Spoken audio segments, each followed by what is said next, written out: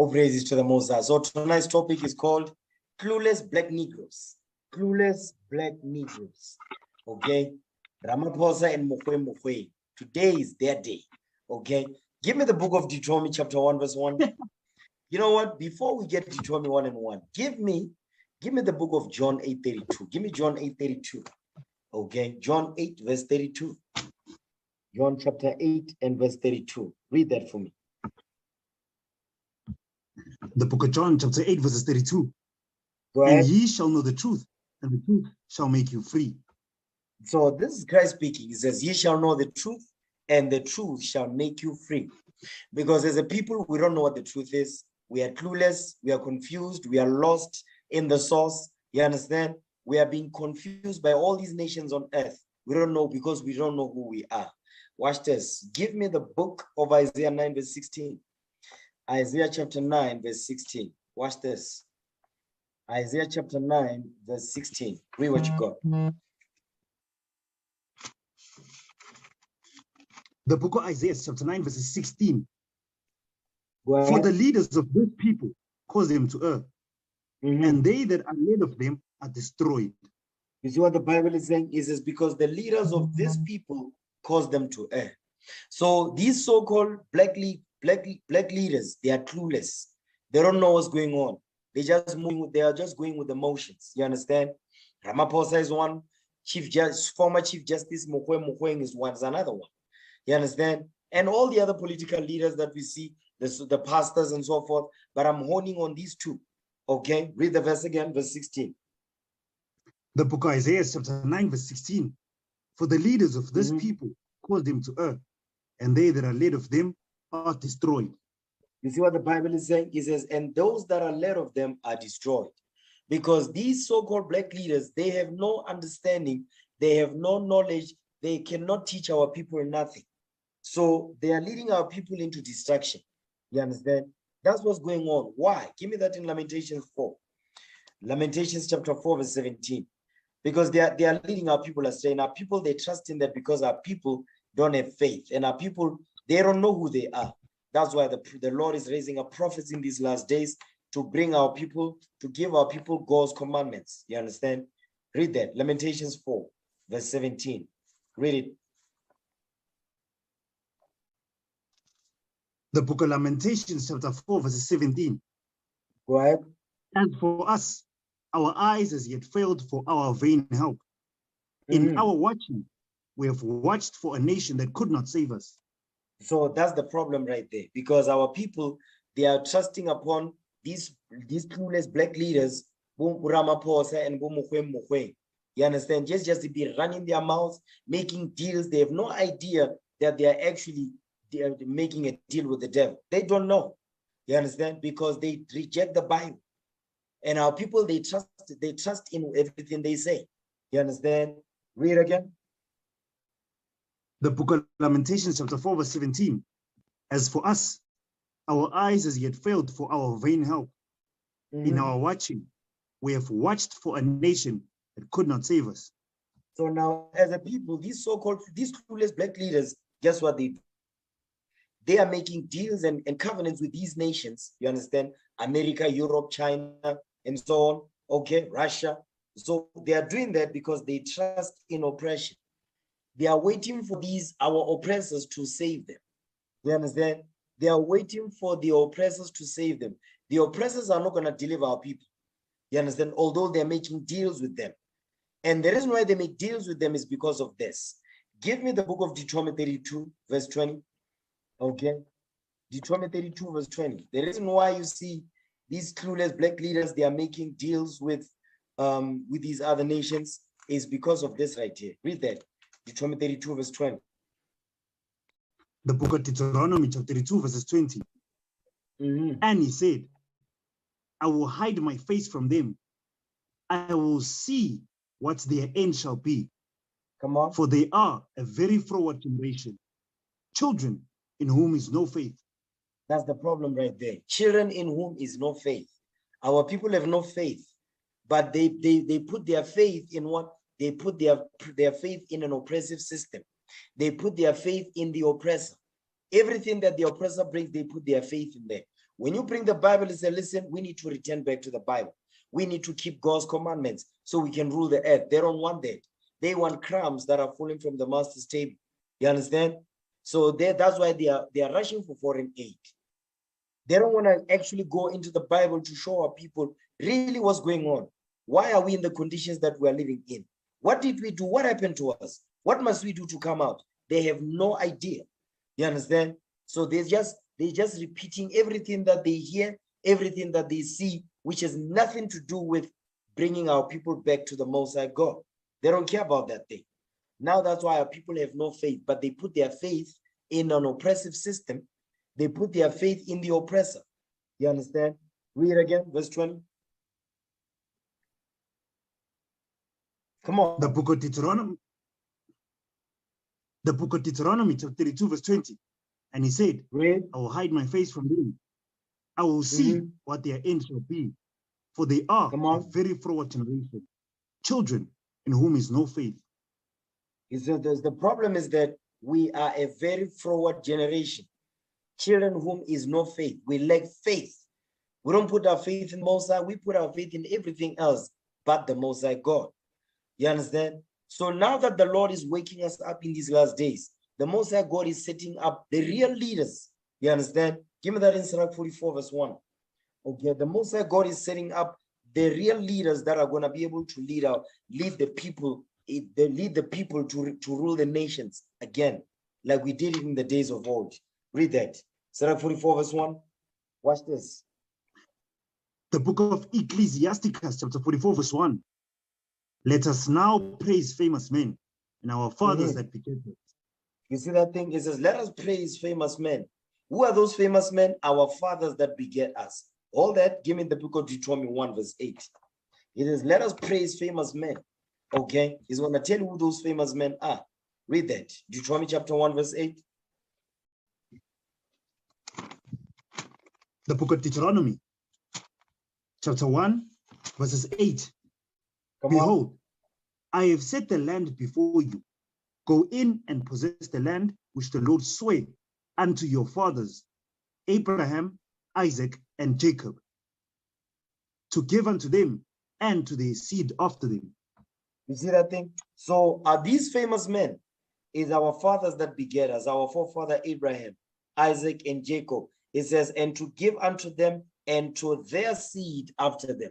Who's their seed after them? The 12 tribes of Israel, the 12 sons of Jacob.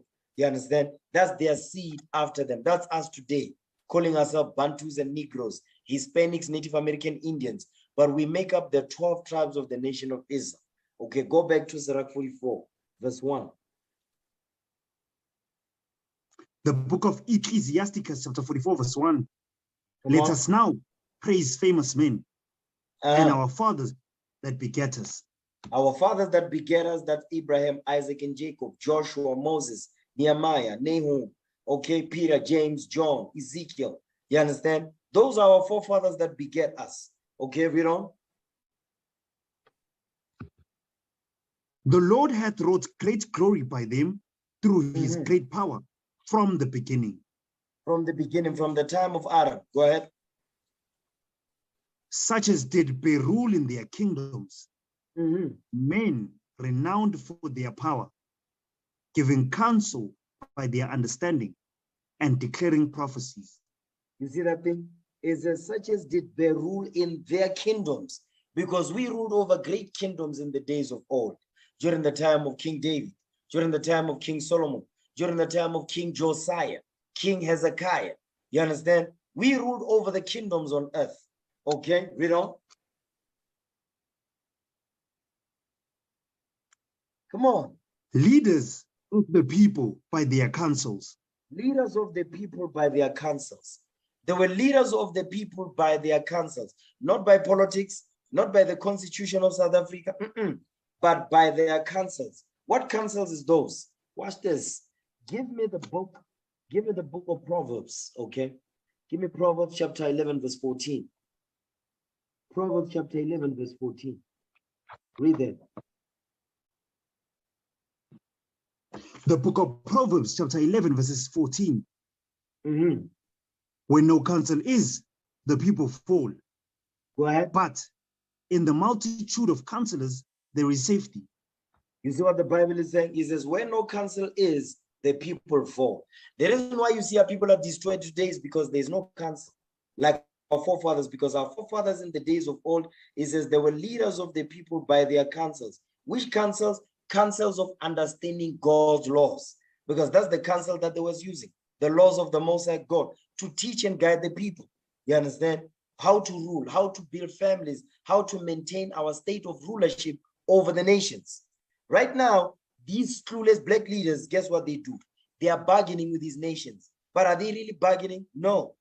They are being oppressed. They are being ruled with a fist of iron, with an iron fist. Guess what? Just so they can get what? Get the crumbs that are falling from the white man's table. The EU, the World Bank, America, Europe, Britain. You understand? China. That's what they're doing at the expense of the destruction of their own people, because they hate their people. You understand? Read that again, verse 14. Come on. The book of Proverbs, chapter 11, verse 14. When no counsel is, the people fall. But in the multitude of counselors, there is safety. In the multitude of counselors, there is safety, because the Most High God always made sure that in our captivity, the Lord always raised up prophets, multiple prophets, to do what? To be counselors over the people, to be the leaders of the people. You understand? Now go back to where it was at, Sirach 44. Read verse 4 again. The book of Ecclesiasticus, chapter 44, verse 4. Read. Leaders of the people by their counsels and by their knowledge of learning meet for the people. Come on. Why? And eloquent in their instructions. You see what it's saying? It says what? And by their knowledge of learning, good for the people. Their knowledge of learning. Give me that in Sirach 19, verse 19. By their knowledge of learning. What is this knowledge that they learned? What is that knowledge that they learned and use that knowledge to guide the people? Read that, Sirach 19, verse 19.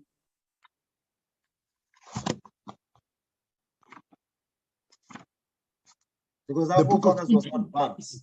You understand? Our forefathers was not bumps. Okay? They were learned men. Read what you got. Come on. The book of Ecclesiasticus, chapter 19, verses 19. Go ahead. Knowledge of the commandments of the Lord is the doctrine of life. Stop right there. The knowledge of the commandments, the knowledge of the commandments, that's the knowledge our forefathers had, that the knowledge that they had, that was meat for the people, because they taught the people God's laws. That's how they were able to be leaders of the people, by their learning of the knowledge of God, God's commandments. Read that again. The book of Ecclesiasticus, chapter 19, verses 19. Read. The knowledge of the commandments of the Lord is the doctrine of life. And they that do things that please him shall receive the fruit of the tree of immortality. You see that thing shall receive the fruit of the tree of immortality, living forever, ruling forever. So we don't want equality. We don't want the nations to pay us back for what they've done to us. We want the whole earth. We want the planet Earth back. That's what we want.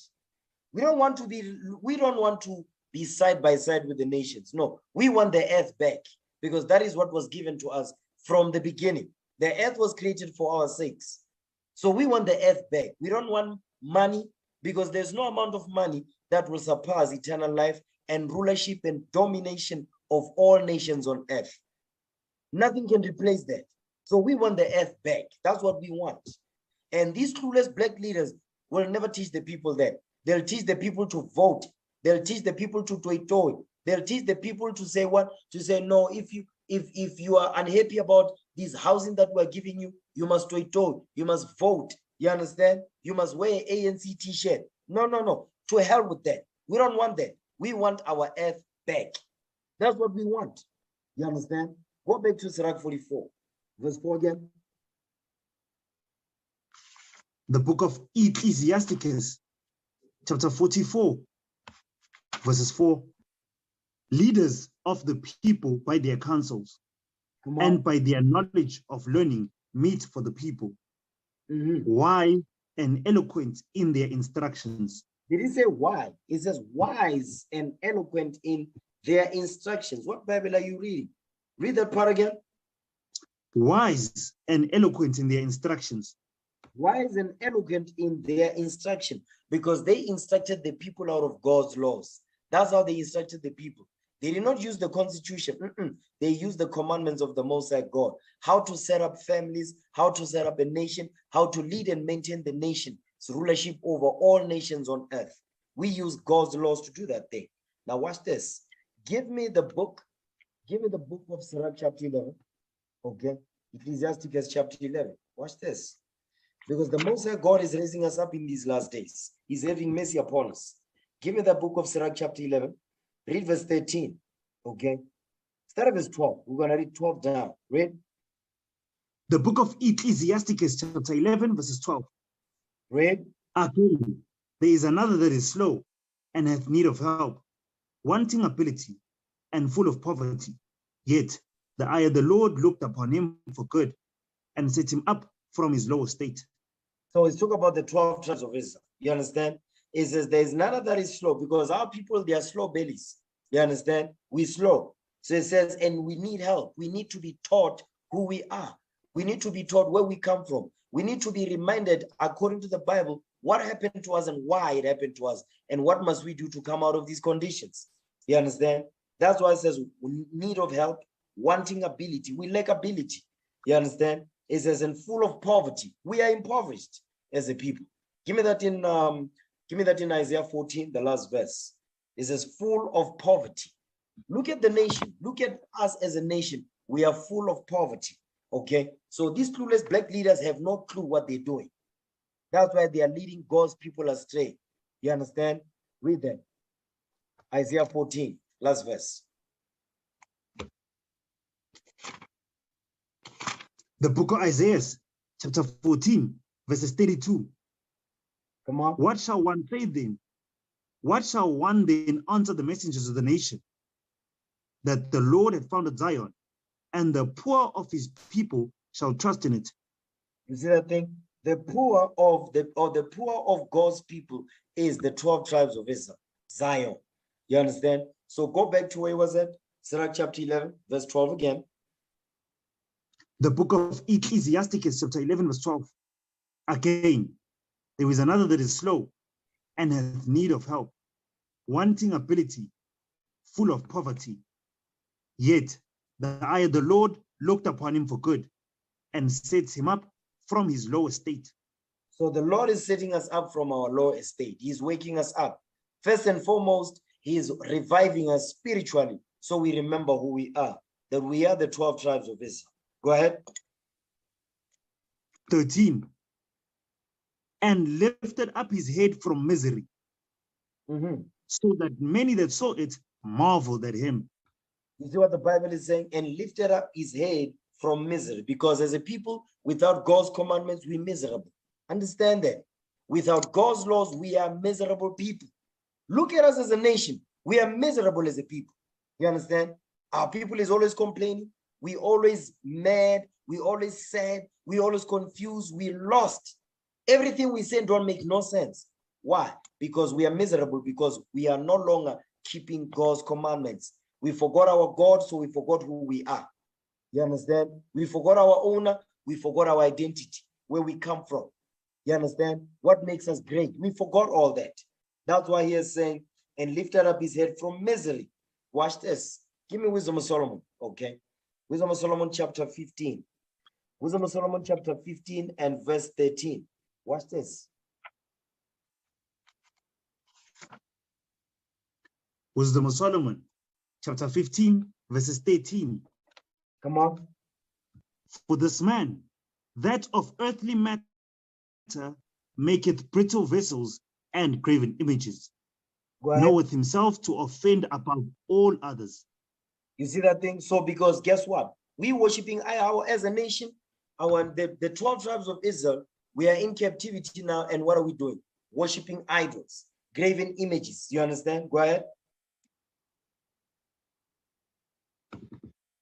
And all the enemies of thy people that hold them in subjection are most foolish and are more miserable than very babes.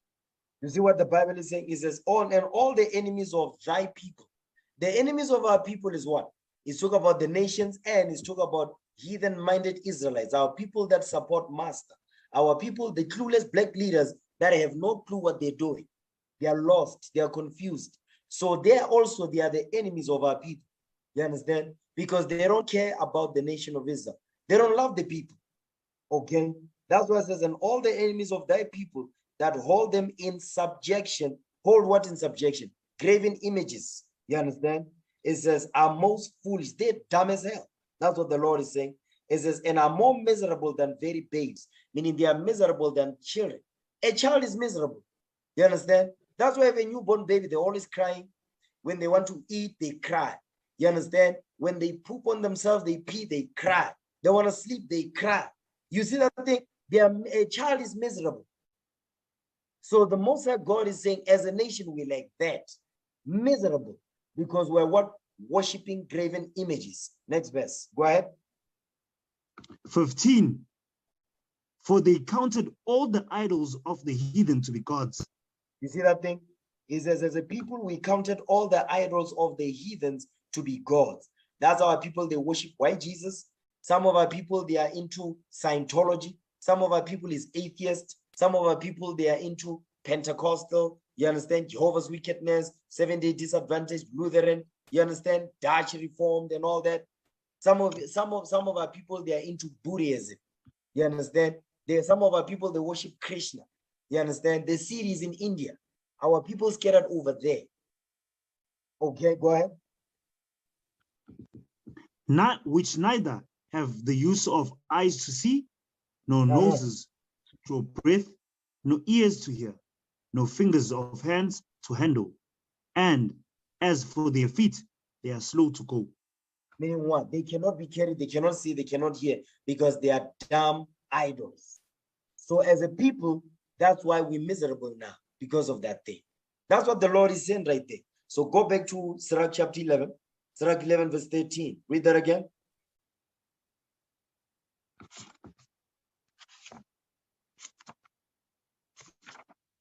The book of Ecclesiasticus, chapter 11, verses 13. And lifted up his head from misery, so that many that saw it marveled at him. You see what the Lord is saying? The Lord says he's lifting up, he's going to lift up our heads from misery. That's what's going on right now. The Most High God is lifting our heads up from misery, from worshiping these idols, because worshiping these idols bring misery and pain, confusion. You understand? So the Lord is saying, I'm going to have mercy upon you. I'm going to lift up your head from misery. Okay? So that many that saw it marveled at him. Okay? Hold this. Go back to Wisdom of Solomon. Now give me Wisdom of Solomon 5 and 1. It says, all they that saw him marveled at him. You understand? Because what? Because they saw the strangeness of our salvation. We're looking strange. We're not the same. Why you dressed like that? You understand? You don't celebrate Christmas no more. No birthdays no more. Even your speech is different. What's going on? Okay, read that. Wisdom of Solomon 5 and 1. Wisdom of Solomon, chapter 5, verse 1. Come on. Then shall the righteous man stand in great boldness before the face of such as have afflicted him, and make no account of his labors. You see that thing? It says the righteous man shall stand in great boldness. That's what we're doing right now. Keeping God's commandments unapologetically so. You understand? It says before the face of such as afflicted him. All nations have afflicted us. All nations are still afflicting us. Guess what? Our own clueless black leaders, they are helping to forward the affliction, because they are giving our people false hope. They are not telling our people the truth. They don't tell the people what's going on. They don't tell the people that, listen, this politic thing is garbage. This Christianity thing is garbage. This democracy thing is garbage. It's not going to wake our people up. It's not going to do nothing for us. How long have our people been voting? For too long, nothing has changed. Everything is worse than it's ever been. Why? Because of worshiping of idols. That's how people is full of misery and pain. Okay, read verse 1 again. Wisdom of Solomon, chapter 5, verse 1. Then shall the righteous man stand in great boldness before the face of such as have afflicted him, and made no account of his labors. Because, man, they don't take us seriously. That's why when you say, listen, keep the commandments, stop voting. Voting is not going to do nothing for you. You understand? Stop going to the Christian church. They're just going to rock you to sleep with white Jesus. They don't want to listen to that. You understand? They don't believe what the Bible is saying. You look at our people don't believe the Bible. Why? Because Christianity is a doctrine of devils. It teaches our people to hate the Bible. That's why when you read the Bible, when we are on the streets, you bring the scriptures out. When the brother or sister comes to ask the question, you give them the answer. They don't want to hear the Bible. When the Bible comes out, they interrupt. Why? Because that's the demonic spirit of Christianity. The demonic spirit of democracy. It's the same thing. There's no difference. You understand? So that's why it says they made no account of his labors. They don't take us seriously. But they don't understand that the kingdom of heaven is at hand. Go ahead. 2, when they see it, they shall be troubled with tremble fear, and shall be amazed at the strangeness of his salvation, so far beyond all that they looked for. You see what he's saying right there? It says they were troubled with terrible fear. What brings fear to the nation is what? Is us standing righteously, you understand, and boldly so for the laws of God. That's why it says, when they see, they shall be troubled with terrible fear. The nations are not fearful when we join politics and vote. The nations are not fearful when we join democracy, Christian church, worshiping white Jesus, that does not bring fear to the nations. When we hate each other, xenophobia, like that clueless child called Kantalax, he's clueless. You don't know what the hell he's doing. He's busy running around with soldier uniform. You don't know what the hell he's doing. You understand? But because he knows our people, they trust in man. And they deserve to be led by such babes. They deserve that. You understand? Clueless black Negroes who don't know what the hell they're doing, they deserve to be led by such people. Because our people don't want to learn. They don't want to return back to this Bible. You bring the Bible, they don't want to hear it because they know the Bible will convict you. The Bible will force you to change. None of these clueless black leaders, they teach the people to change. They still don't get married. You understand? They don't teach their families. They don't take care of they don't do none of that stuff. They still smoke weed. They still smoke cigarettes. They still jollering. They are still partaking in jollo. They are going to clubs, committing abortion. You understand? Single parent households. Guess what? These so-called black leaders, they are clueless. And our people follow them because they don't tell the people to change. They don't require none of that. Okay? Read verse 2 again. Wisdom of Solomon, chapter 5, verse 2. When they see it, they shall be troubled with tremble fear, and shall be amazed at the strangeness of his salvation, so far beyond all that they looked for. You see that thing? Meaning it's going to be beyond what they look for. Whatever they're imagining what's going on, they have no idea what's about to happen. You understand? So let's go back. Let's go back to Ecclesiasticus chapter 11. Read verse 13 again. Ecclesiasticus chapter 11, verse 13. Go ahead. And lifted up his head from misery, so that many that saw it marveled at him. You see that thing? So that many that saw it marveled at him. Why? Because of the strangeness of our salvation. That can only happen if we're led by those leaders that are keeping God's commandments and teaching God's laws, how to repent, how to get your mind right, how to be a man, how to be a woman, how to be a husband, how to be a wife, how to be a righteous daughter of the Most High God, how to be a righteous son of the Lord. Only when we do that, then the Most High God will deal with us. You understand? When we are moving with his spirit. Okay, read on. Come on. Prosperity and adversity, life and death, poverty and riches come of the Lord. You see that thing? So we want prosperity. Adversity is brought by the Lord, life and death. The Most High God is responsible for that thing. Poverty and riches come of the Lord. The reason why you see us struggling as a nation is because we hate instruction. Give me Proverbs 14:23. Because we don't want to keep God's commandments. Okay. Really, give me Proverbs 13, verse 18. Then we're going to read Proverbs 14:23. Read that. Come on. Proverbs chapter 13, verse 18. Read. Poverty and shame shall be to him that refuses instruction. But he that regardeth reproof shall be honored. Did I think we are going to be honored when we regard reproof? Reproof of what? God's laws. Because God's commandment is about correction. So when we are corrected with God's commandments, we're going to get our minds right. Then we will receive the kingdom of heaven on earth. The reason why we are impoverished, the reason why we are covered with shame as a nation is because we hated instruction. We refuse the Bible. You understand? That's why people are in all manner of philosophies and men, the imaginations of men. They don't know what's going on. You understand?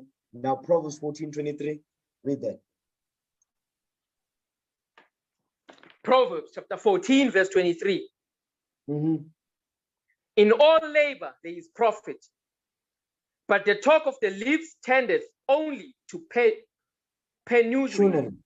Penury. It says, in all labor there is profit. When we labor to keep the commandments of the Lord, to bring forth the kingdom of heaven on earth. It says, in all labor, it says what? It says, verse 20, verse 20, in all labor there is profit, but the talk of the lips tendeth only to penury, meaning what? Extreme poverty. You understand? Because of what? We hating instruction. So the Most High God is going to teach us how to get everything that we lost, how to get it back. Okay? Go back to Sirach chapter 11. Now read verse 4, read verse 15. Watch this. This is what we must pray to the Most High God to do for us this day. Read that.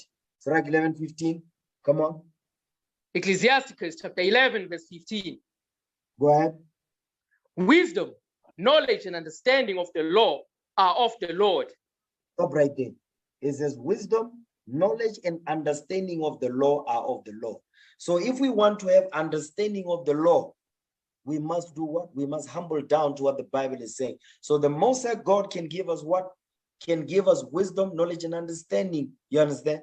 We can be able to understand what it is that we need to do in this Bible to bring our nation back together. You understand?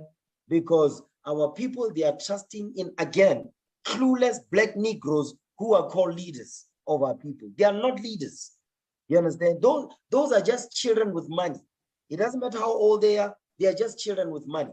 Starting from what? There's the presidents, you understand, who's former Chief Justice Mokwe. These are just children with money. They are clueless. You understand? That's why they are leading our people astray. And our people keep trusting in them. Those are not the leaders of the people. You understand? Now watch this. Now, give me the book of Deuteronomy 1:1, because here's what the Lord said to us. Okay? Here's what the Lord said to us, and our people, our forefathers and former, they ignored what the Lord said. Now, as a people, look at where we are as a nation. Okay, read that. Deuteronomy 1:1. Deuteronomy chapter 1, verse 1. Go ahead. These be the words which Moses spake unto all Israel on this side Jordan in the wilderness. So now Moses was speaking to the 12 tribes of Israel in the wilderness. Now remember, at this point, we're no longer under the hands of the Egyptians. You understand? We left Egypt.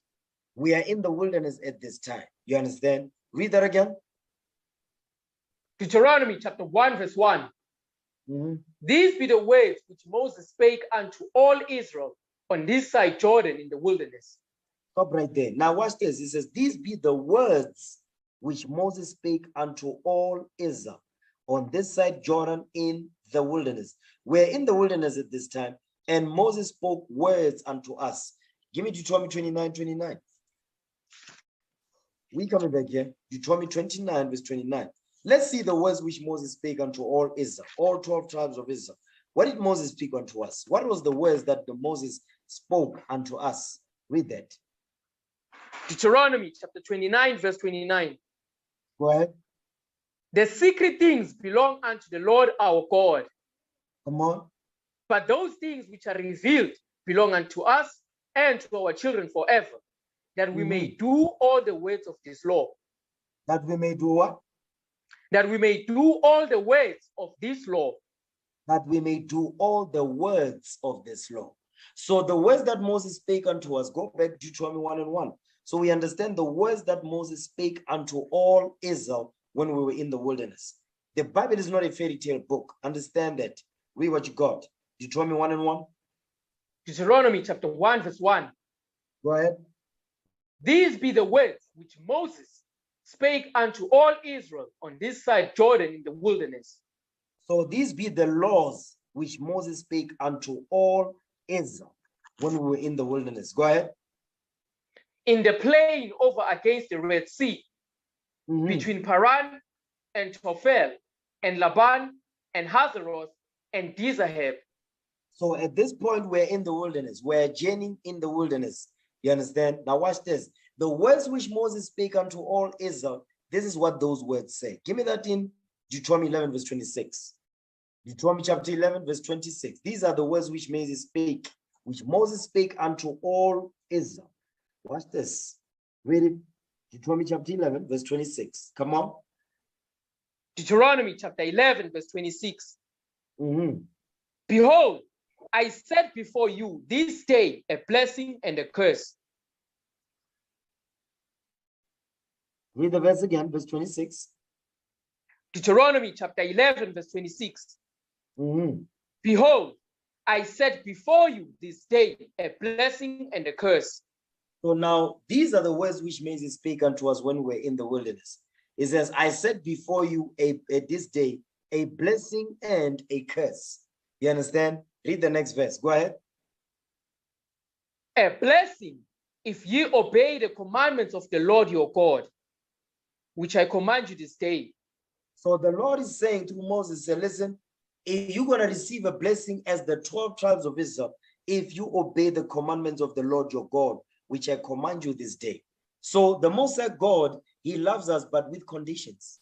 He does not have unconditional love. Yeah, his love is conditional.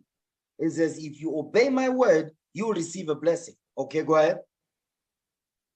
And a curse, if you will not obey the commandments of the Lord your God, but turn aside out of the way which I command you this day, to go after other gods, which ye have not known. You see what he's saying? He says, you're going to receive curses, meaning judgment. He says, I'm going to judge you if you don't obey the commandments of the Lord your God. You understand? It says, how are we not going to, the Lord says he's going to judge us if you don't obey. The disobedience that Israel would do is what? Is worshiping other gods which you have not known. That's what we're reading here. It says to turn after other gods which you have not known. You see that thing right there? Because guess what? As a nation right now in the lands of our captivity, what is our people doing? Worshiping gods that they know not. That's why now we are under the curses. We are under the judgments. You understand? Now watch this. Let me deal with the blessings for a second. Watch this. Give me the book of Deuteronomy 28. Okay, give me Deuteronomy 28, verse 1 and 2. Deuteronomy 28, verse 1 and 2. So these are the blessings that we would receive if we obey the voice of the Lord our God. Watch this. Read it. Deuteronomy 28, verse 1. Deuteronomy chapter 28, verse 1. Come on. And it shall come to pass, if thou shalt hearken diligently unto the voice of the Lord thy God, to observe and to do all his commandments, which I command thee this day, that the Lord thy God will set thee on high above all nations of the earth. You see that thing? He says he will set us on high above all nations of the earth. Meaning what? We're going to rule the earth. We're going to rule the earth. We're going to rule all nations on earth, and we're going to dominate them forever. We're going to teach them and force them God's laws. You understand? So the Most High God is telling us, listen, your inheritance is to be above all nations on earth. But that's only based on if you keep my commandments. You understand? Read. And all these blessings shall come on thee and overtake thee, if thou shalt hearken unto the voice of the Lord thy God. You see what he's saying? He says, on all these blessings, remember, it says, you're going to get a blessing if you shall obey the commandments of the Lord your God. So that's what we're reading. It says, all these blessings will come upon thee and will overtake thee if thou shalt hearken unto the voice of the Lord your God. What you need to understand that the Most High God is merciful. You understand? Because of the promise that he made to our forefathers, Abraham, Isaac, and Jacob, leaders of the people by their knowledge and understanding. That's what we read in Deuteronomy 4, verse 1 through 4. The reason why there is because our forefathers, they kept the laws perfectly. Abraham, Isaac, and Jacob. That's why today we have the chance to get the kingdom back. We have a chance to get our planet back. You understand?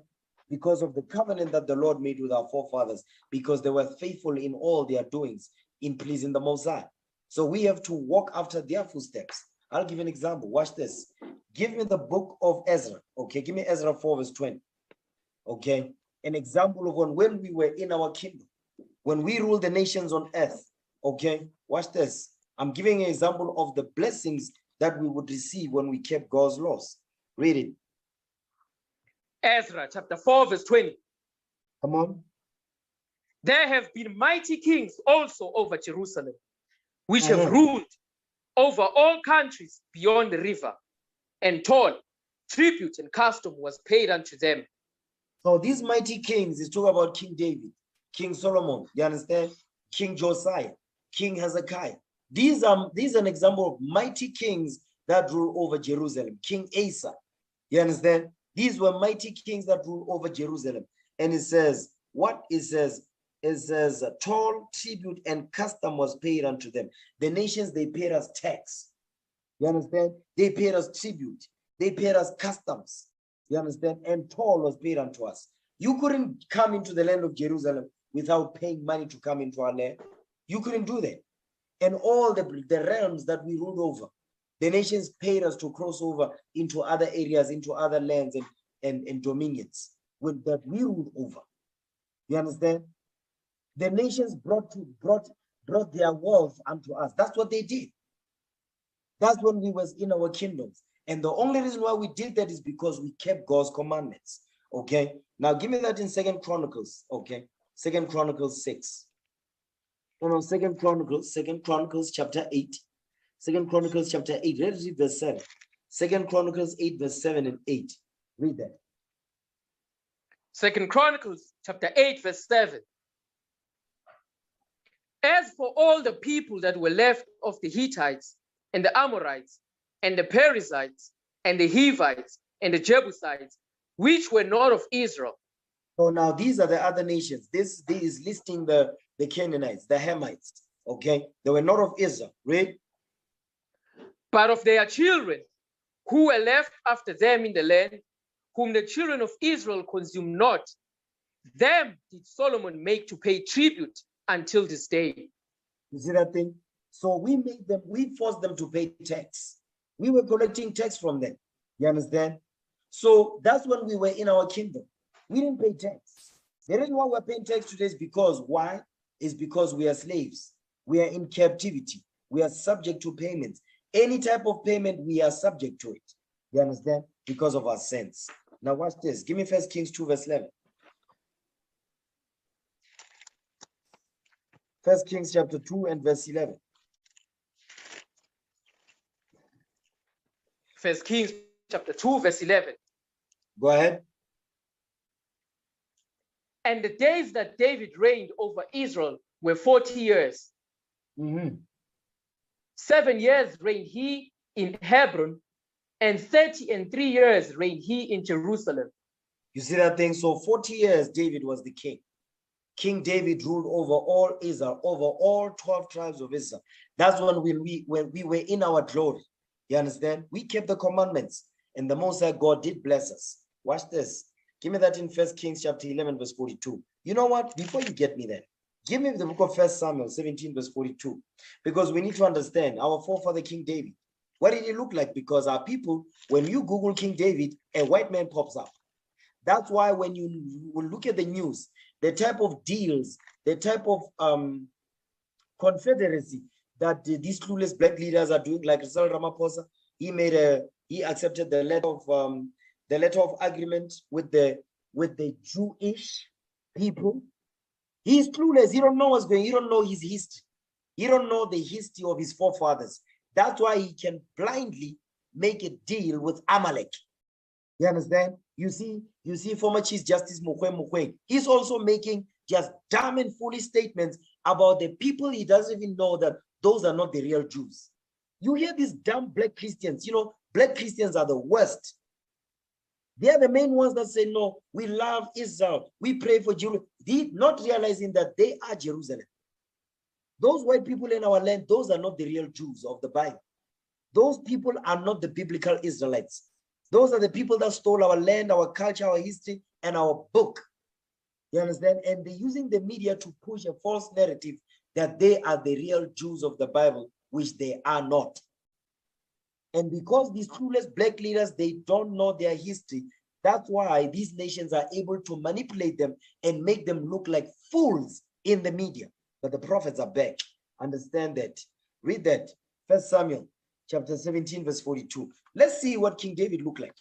Okay. Let's see his skin color, his skin tone. You understand? He was a king of Israel. He was a king. He was a ruler of the Jews for 40 years. He was the king of the 12 tribes of Israel. So let's see what he looked like. Read that. 1 Samuel. 1 Samuel chapter 17, verse 42. Go ahead. And when the Philistine looked about and saw David, he disdained him, for he was but a youth and ruddy and of a fair countenance. He says King David was a what? He says the Philistine, this is the Hamite Goliath. He says he disdained, meaning he hated his guts. He says, for he was but a youth and ruddy and of a fair countenance, because guess what? The Most High God put his beauty upon us. We are the most beautiful people on earth. Understand that. Now let's get the definition of the word ruddy, because it's describing King David's complexion. So somebody get the Zondervan Compact Bible Dictionary. You understand? Get the definition of the word ruddy. Get that real quick. Okay. Where's the Bible? Where was the Zondervan Bible Dictionary? Let's get that. Read it. Reading from the Zondervan Compact Bible Dictionary, page 510, the definition of the word ruddy. Ruddy, a word used to refer to a red or fair complexion.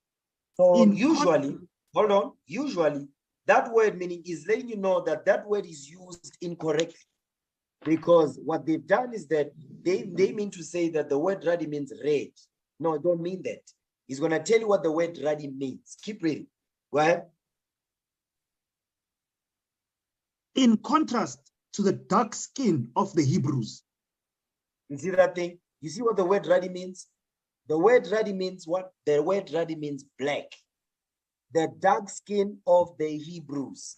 So King David was a Hebrew. He was an Israelite from the tribe of Judah. You understand? So King David was a black man. Understand that thing. Okay. And he was from the tribe of Judah.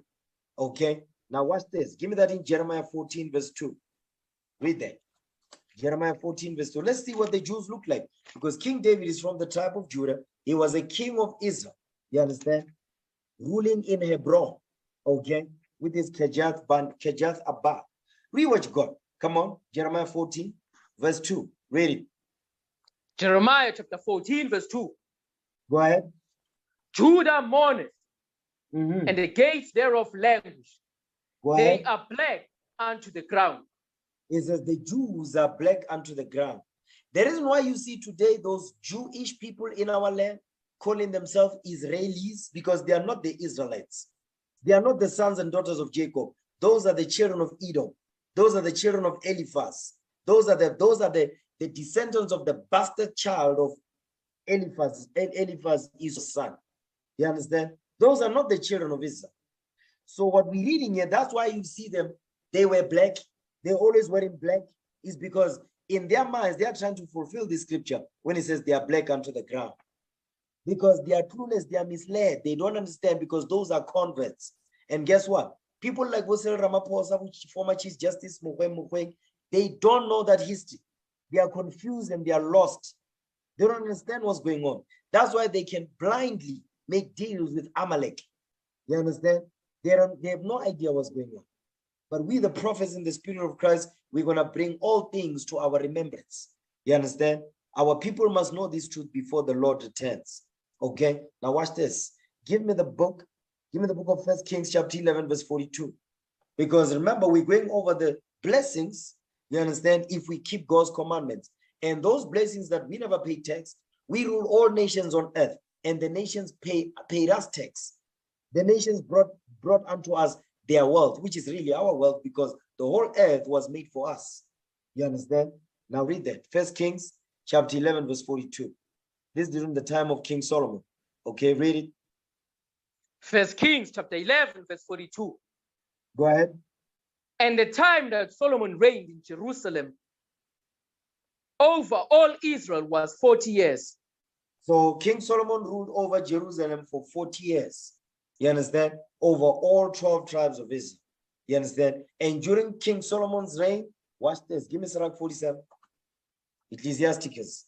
Sirach chapter 47, verse 13. During King Solomon's rulership, during King Solomon's reign, there was peace on earth. Understand that? Read that. Sirach 47, verse 13. This is letting you know that when the 12 tribes of Israel, when we rule the earth, there's going to be peace on earth. Right now, there's no peace on earth because the 12 tribes of Israel were not in our rulership yet. The Most High is still gathering us together on the four corners of the earth where we are scattered through colonization, forced migration. You understand? Read that. Sirach 47, verse 13. Come on. Ecclesiasticus chapter 47, verse 13. Read.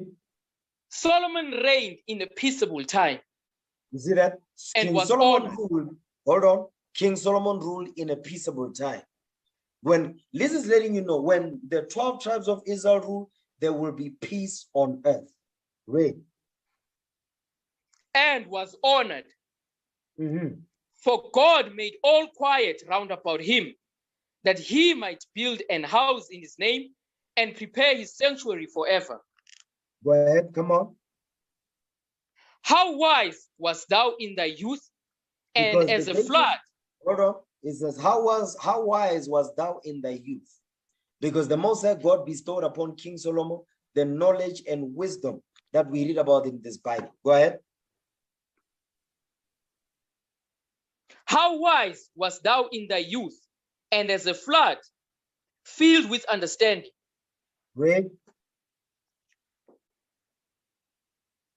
Come on. Thy soul covered the whole earth, and thou fillest it with dark parables. Because King Solomon was a wise king. He was the wisest king of Israel. Go ahead. Thy name went far unto the islands, and for thy peace thou wast beloved. Because during his time of rulership, there was peace. You understand? There was peace because King David, during his time of rulership, he was putting all the nations to death. He was putting all the nations in check, so that by the time his son is coming into power to rule, there will be peace on earth, so we can build the temple and be in our glory. You understand? Go ahead. The countries marveled at thee for thy songs and You see proverbs. that thing? It says the countries marveled at thee for thy songs. Read. And proverbs and parables and interpretations. You see what he's saying right there? So the Most High God, he made sure that he bestowed upon King Solomon the all wisdom, all knowledge and understanding. Watch the next verse. Go ahead. By the name, excuse me, sir. Ecclesiasticus chapter 47, verse 18. Read. By the name of the Lord God, which is called the Lord God of Israel, thou didst gather gold as tin, and didst multiply silver as lead. Because we was wealthy. We were wealthy. The nations, they paid us tax. And King Solomon made sure he imposed tax on all these nations that we ruled over. And we ruled the earth. We ruled the whole planet earth. You understand? During that time. Even during the time of King David. All the nations that were afraid of us. You understand? When we kept I'm giving you an example of when we took over, when we ruled, the nations were kept in check and we was wealthy and the nations paid us tax. They brought what? Silver and gold very much unto us. You understand? Because the Most High God was with us. Now watch this. Give me that in Song of Solomon 1 and 5. Let's see what King Solomon looks like. You understand? We've established that King David is a black man. Let's see his son, King Solomon. Let's see if it's recorded in the Bible. Okay, read that. Song of Solomon 1 and 5. Song of Solomon, chapter 1, verse 5. You know what? Start at verse 1. Because verse 1 tells you that King Solomon is the one that wrote this book. We read it in Sirach 47. You understand? Sirach 47, verse 17. Okay. Read Sirach 47, verse 17 before we get Song of Solomon 1 and 1. Ecclesiasticus chapter 47, verse 17. Go ahead. The countries marveled at thee for thy songs. And For thy what? For thy songs. It says the countries marveled at thee for thy song. That's where Song of Solomon is. That's why Song of Solomon is written. That's what he's making. He's referencing Song of Solomon. That's what he's referencing right there. You understand? He says, the countries marveled at thee for thy songs, the Song of Solomon. Now go back to Song of Solomon 1 and 1. Song of Solomon, chapter 1, verse 1. Go ahead. The Song of Songs, which is Solomon's. You see that thing? The Song of Songs, which is Solomon's. Because King Solomon wrote this book. Because in the Christian church, they are trying to say, they are saying, no, a black woman wrote this, and that black woman was an Egyptian woman. That's garbage. That's not biblical. They cannot substantiate that in the scriptures anywhere. The reason why they do that is so that we cannot, because they know that now as we're waking up as the Israelites, we are using these scriptures to bring our people back to their remembrance of who they are, to connect our people back to this Bible. But you have these clueless black Negroes who are so-called leaders who are saying, including the pastors, including the presidents, they be following the popes. They be worshiping the Roman Catholic Church. The same people that enslaved us during the Portuguese Inquisition, the Roman Inquisition, you understand, and the Spanish Inquisition. They are following the same people that enslaved us during the time when we ruled Spain and Portugal as the Moors, under Queen Isabella and King Ferdinand. They did that. You understand, under the Spanish Armada. But they're still following that because our people, they are clueless. And the masses of our people, they follow these clueless black leaders who don't know nothing. Okay? Now read verse 5. Come on. Song of Solomon, chapter 1, verse 5. Go ahead. I am black. I am black. But come. This is King Solomon. Remember, King Solomon wrote the Song of Songs. The Song of Solomon is written by King Solomon. It was not written by a black Egyptian woman, like that T.D. Jakes was saying. Go ahead. I am black, but comely. I am black and I'm beautiful. Go ahead. O ye daughters of Jerusalem. The daughters of Jerusalem. Hold on. The daughters of Jerusalem is the 12 tribes of Israel. The daughters of Jerusalem is the 12 tribes of Israel. It says, I am black, but comely, all ye daughters of Jerusalem. Meaning, just like the 12 tribes of Israel, I look like that. Go ahead. As the tents of Kedar, as the curtains of Solomon. So now watch this. Go back to Deuteronomy chapter 11. Deuteronomy chapter 11 and verse 27. Now let's read that again. So we understand, we're coming back now to the curses, because the Lord says, you break my commandments, you keep my laws, I'm going to bless you. I'm going to exalt you above all nations on earth. You're not going to pay tax. You're not going to do none of that. The nations will what? The nation will serve you. Now watch this. When we broke the commandments, here's what happens to us. Read it. Deuteronomy chapter 11, verse 27. Read verse 28. Let's get to the curses now. Come on. Deuteronomy chapter 11, verse 28. Read. And a curse, if you will not obey the commandments of the Lord your God. Come on. But turn aside out of the way which I command you this day, to go after other gods, which ye have not known. You see that thing? So the curses will only be brought upon us when we stop worshiping the Most High God and start worshiping other gods, because that's exactly what we did. Now as a people, we've been in captivity ever since. After King Solomon, King David, King Josiah, you understand, Hezekiah, guess what? Our forefathers were taken by the Assyrians, northern kingdom. Then Babylon came and took Judah, Benjamin, and Levi, and the rest of the 9 tribes into captivity. You understand? And we've been in slavery ever since. Right now, we're in captivity under America, Babylon the Great. Now, watch this. Give me that in Deuteronomy 28, verse 33. Because I'm going to show you what the Lord did to us. Because we read this all the time, but some of you take this for granted. I want to show you something with these verses. Pay close attention. Okay? Read what you got. Deuteronomy chapter 28, verse 33. Go ahead. The fruit of thy land and all thy labors shall a nation which thou knowest not eat up, and thou shalt be only oppressed and crushed always. He says, we are going to be only oppressed and crushed always. Now, what you want to notice here says, it says the fruit of thy land. So which means we had land, we had resources upon that land. You understand? So the Most High God is saying, because of you broke my laws, somebody else is going to come and take your land and the fruits that are sitting upon that land. What is the fruit of the land? The gold, the diamond, the platinum. You understand? the uranium, you understand, the diamonds, okay, the minerals, that goes into mineral resources, the fruits and vegetables, you understand? It goes into that as well. It goes into what? It also goes into the animals that the Lord will give, and the Most High God will give unto us for us to own. You understand? The elephants, we get ivory from that. You understand? Goat hair, fur, mink, all of that. The Most High God says, another nation is gonna take those things away from you. That's what the Most High God is saying right there. Okay, read it again, verse 33. Come on. Deuteronomy chapter 28, verse 33. Go ahead. The fruit of thy land and all thy labors shall a nation which thou knowest not eat up, and thou shalt be only oppressed and crushed always. You see that thing? And all thy labors. So somebody will come and take your land. They take the land from you. They kick you out the land. They take the fruits of your land and they make you laborers upon that land to reap the resources of the land to give to them in your presence. That's what the Lord is saying. And it says, shall a nation which thou knowest not eat up, and thou shalt be only oppressed and crushed always. So now, instead of investigating what the hell happened, you know what these clueless black leaders do? They make deals with them.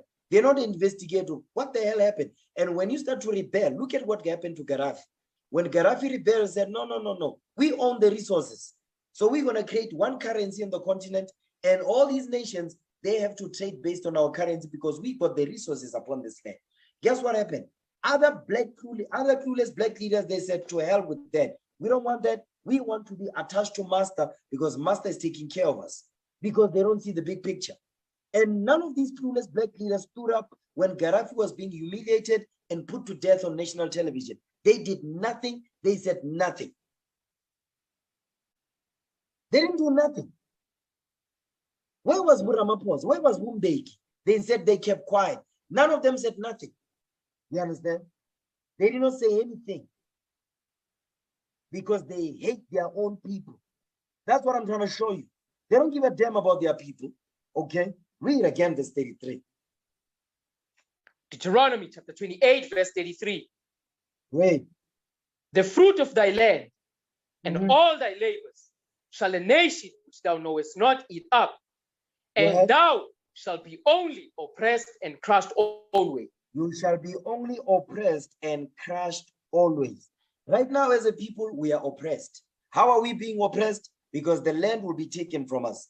The resources upon those lands will be taken from us. And we're going to work for the fruit of our land on the land that belongs to us. And we'll never get to reap the fruits or the benefits of the fruits of the land. Now our children are suffering. They are growing up in poverty. You understand? Our forefathers work in mines, but they don't own no gold, no diamond, no platinum, no uranium, no nothing. You understand? Because the Most High God says he will do this to us for breaking God's commandments. That's why the nations were able to come together.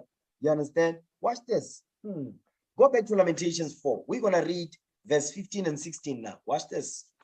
Lamentations chapter 4, verse 15 and 16. Watch this. Read what you got. Okay, come on. You know what? Start at verse 14. Lamentations chapter 4, verse 14. Go ahead. They have wandered as blind men in the streets. They have polluted themselves with blood, so that men could not touch their garments. You see what the Bible is saying? It says they've wandered as blind men in the streets. That's us as a nation. And guess what? Because the blind is leading the blind, because nobody understands what's going on.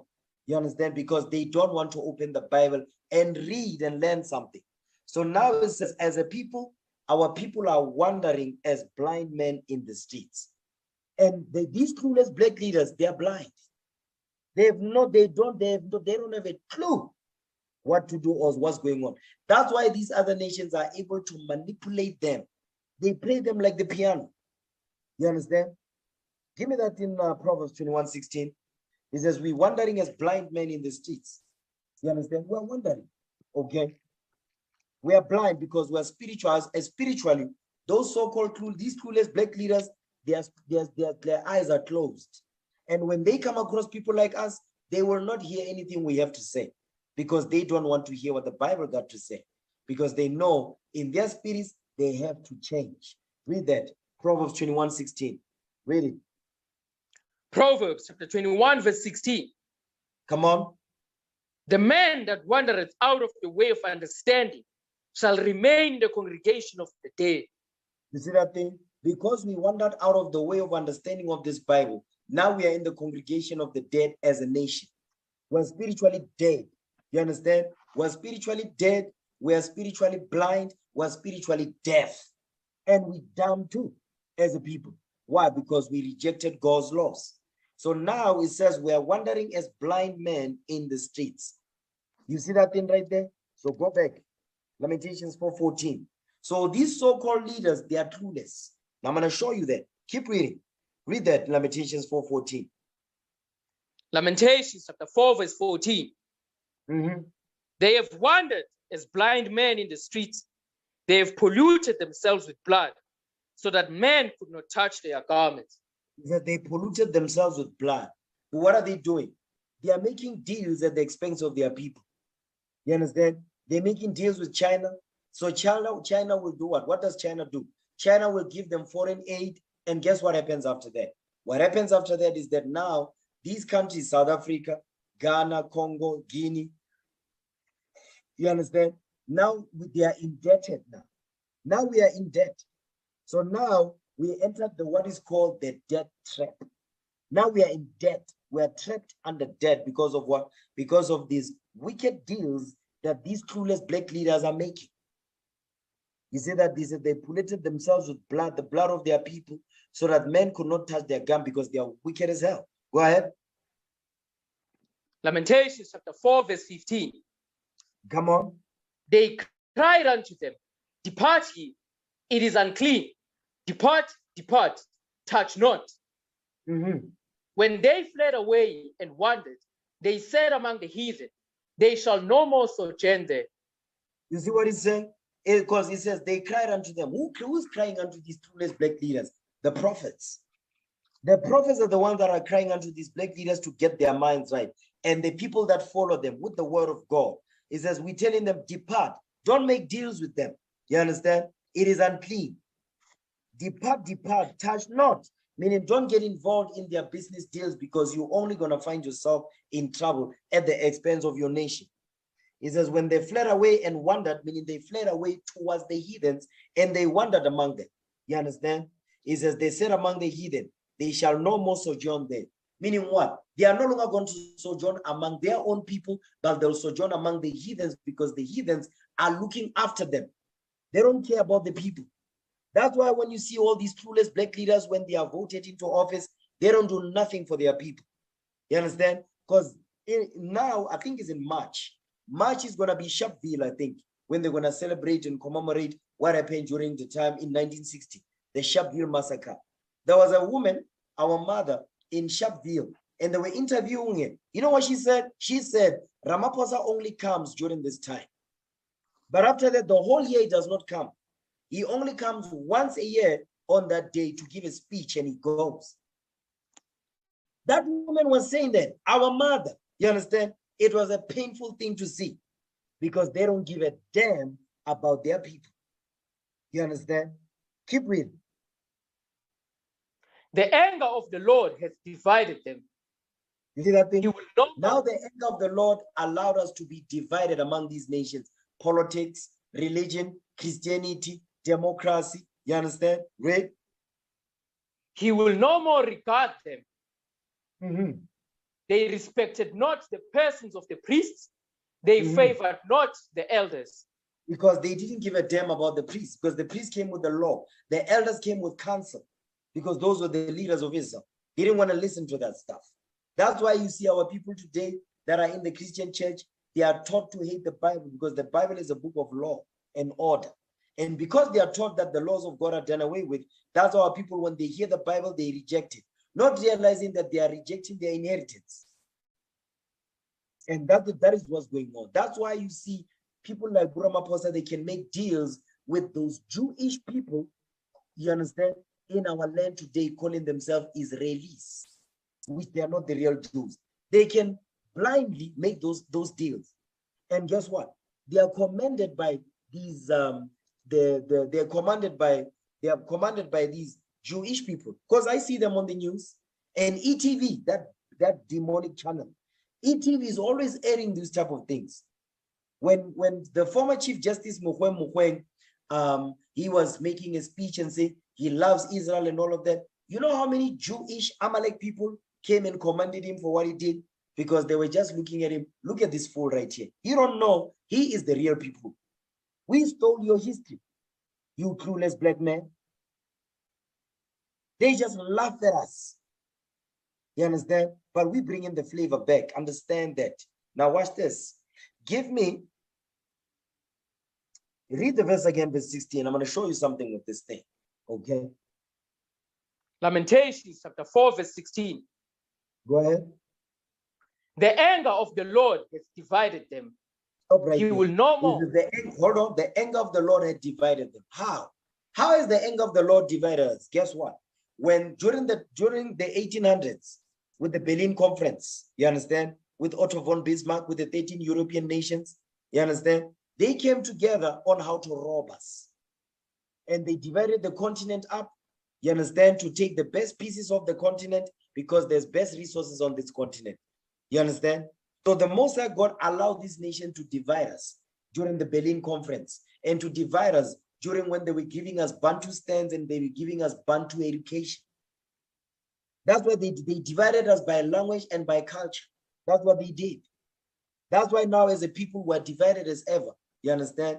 Because of what? Because we are no longer moving in the spirit of Christ. You understand? Now watch this. Give me the book. Go back to Deuteronomy 28, verse 33. Then we're going to go to 2nd Ezra. Okay? I'm going to switch gears now. Just pay attention. Deuteronomy 28, verse 33. Read that. Deuteronomy chapter 28, verse 33. Come on. The fruit of thy land and all thy labors shall a nation which thou knowest not eat up, and thou shalt be only oppressed and crushed always. Because right now we are oppressed and we are crushed always. We are oppressed spiritually, mentally, and physically, and we are crushed. Wherever you try to say something, they silence you. Look at what they did to former Chief Justice Mukwege. He was very vocal about what he was saying about Israel and all that, against Palestine and all that. Guess what? They made him to apologize. They put him in his place, because that's what they do. You understand? Because our people, although they are the presidents, they are the chief justices and all of that, they are still kids. They're behaving like kids. They are scared.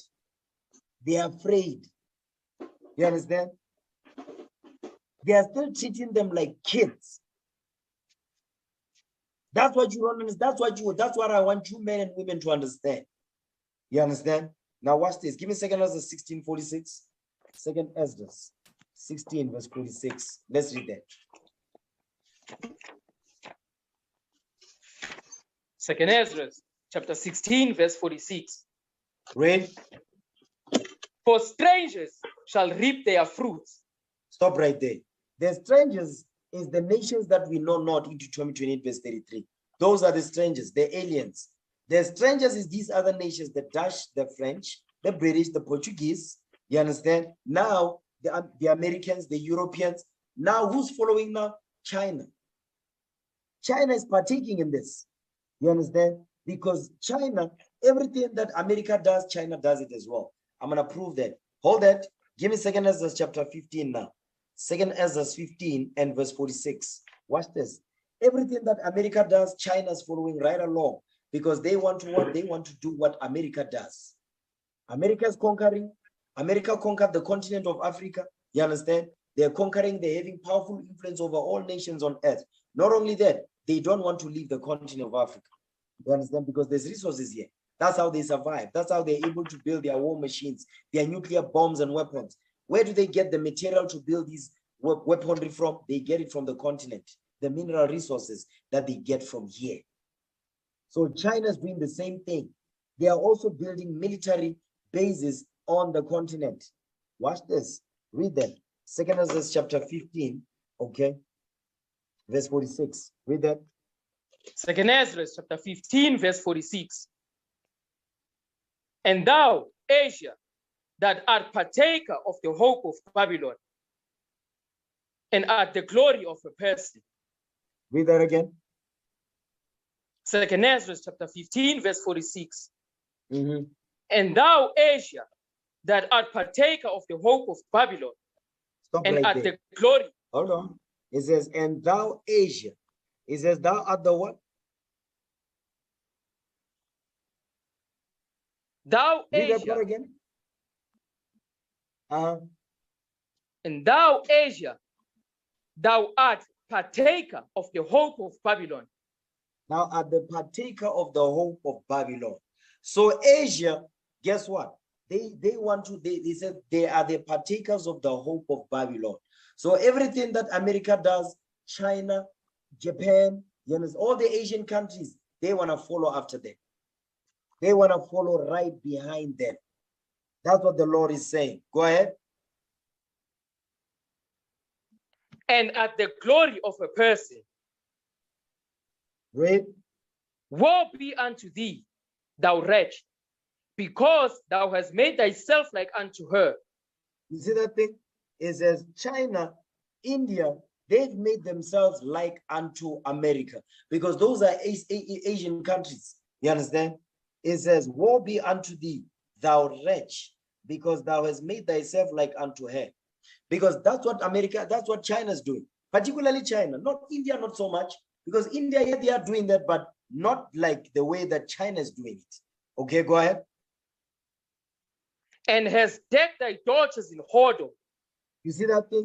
They've decked their daughters in whoredom. If you look at the Chinese women, look at China, look at the so-called Chinese Americans, look at the way they dress. They bleach their skin, you understand? They wear two-piece suit, they wear mini skirts and all that.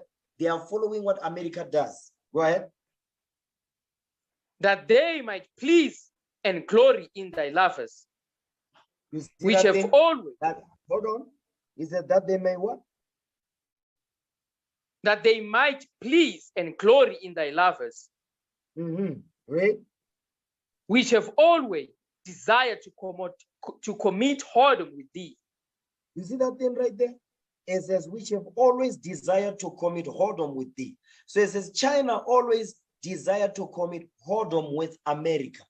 So what is the whoredom? China wants to be in everybody's land too. But particularly the land that China wants to dominate in, what land is that? The continent. The continent. That's what they're doing right now. You understand? Understand that thing. Okay, go ahead. Thou hast followed her, that is hated in all her works and inventions. And therefore, saith God, thou hast followed her, that is hated in all her works and inventions. You see that part right there? It says, thou hast followed her, that is hated in all her works. Who's hated? America, Babylon the great whore. It says, he hated in all her works and inventions. That's why China tries to be like America in the what? In the technological sense. Russia wants to be like America in the what? In the military sense. Because Russia is part of Asia. So Russia is trying to be like America in the military sense. China is trying to be like America in the what? In the economic and business sense. Technology. That's why you see most of the gadgets and so forth made in China, because they are trying to be like unto America. Russia is doing the same thing. You understand? Is doing the same thing. Now watch this. Let me play this video so you can see. Okay, we're gonna go back to 2 Ezra 16 because I have not forgotten. I just want to touch on something. Today we'll talk about Africa, once seen by Europe as the antithesis of civilization, the heart of darkness, in the words of a certain Joseph Conrad. Centuries later, Africa remains ignored.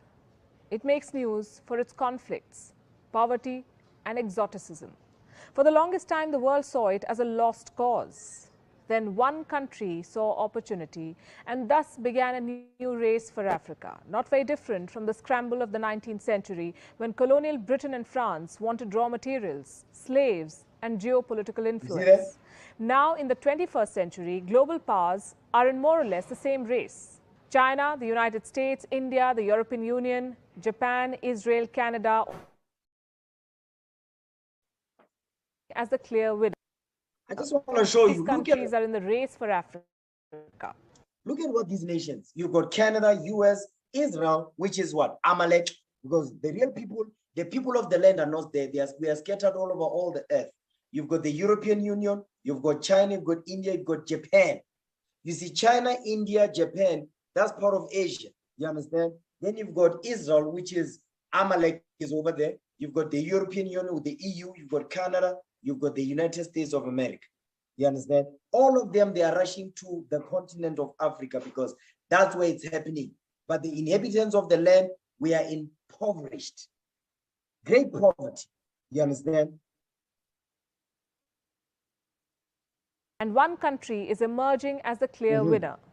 Hello and welcome to Gravitas Plus. I'm Palki Sharma Upadhyay, and this is Africa, a continent of 54 sovereign states, 17% of the world's population, 9.6% of the global oil output, 90% of the world's platinum supply, 90% of the world's cobalt supply, half of the world's gold supply, 2/3 of the world's manganese, 35% of the world's uranium, 75% of the world's coltan, and 54 votes in the United Nations General Assembly.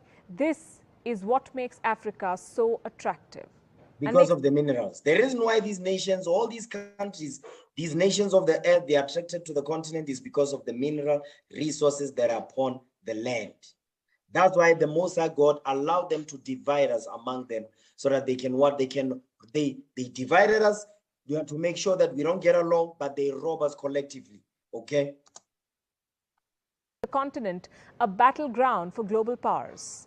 There are numerous fronts: investment and infrastructure, military power, diplomacy, soft power, trade, geopolitics. Every country has its own interest in Africa. In 2016, Israel began its scramble for the continent. Benjamin Netanyahu became... That's Netanyahu right there. That's Kenyatta on the right, you understand, of Kenya. You see what he's doing? He's going to Kenya now to do what? He wants the mineral resources down there. The first Israeli prime minister to visit Africa in 50 years. What did he want?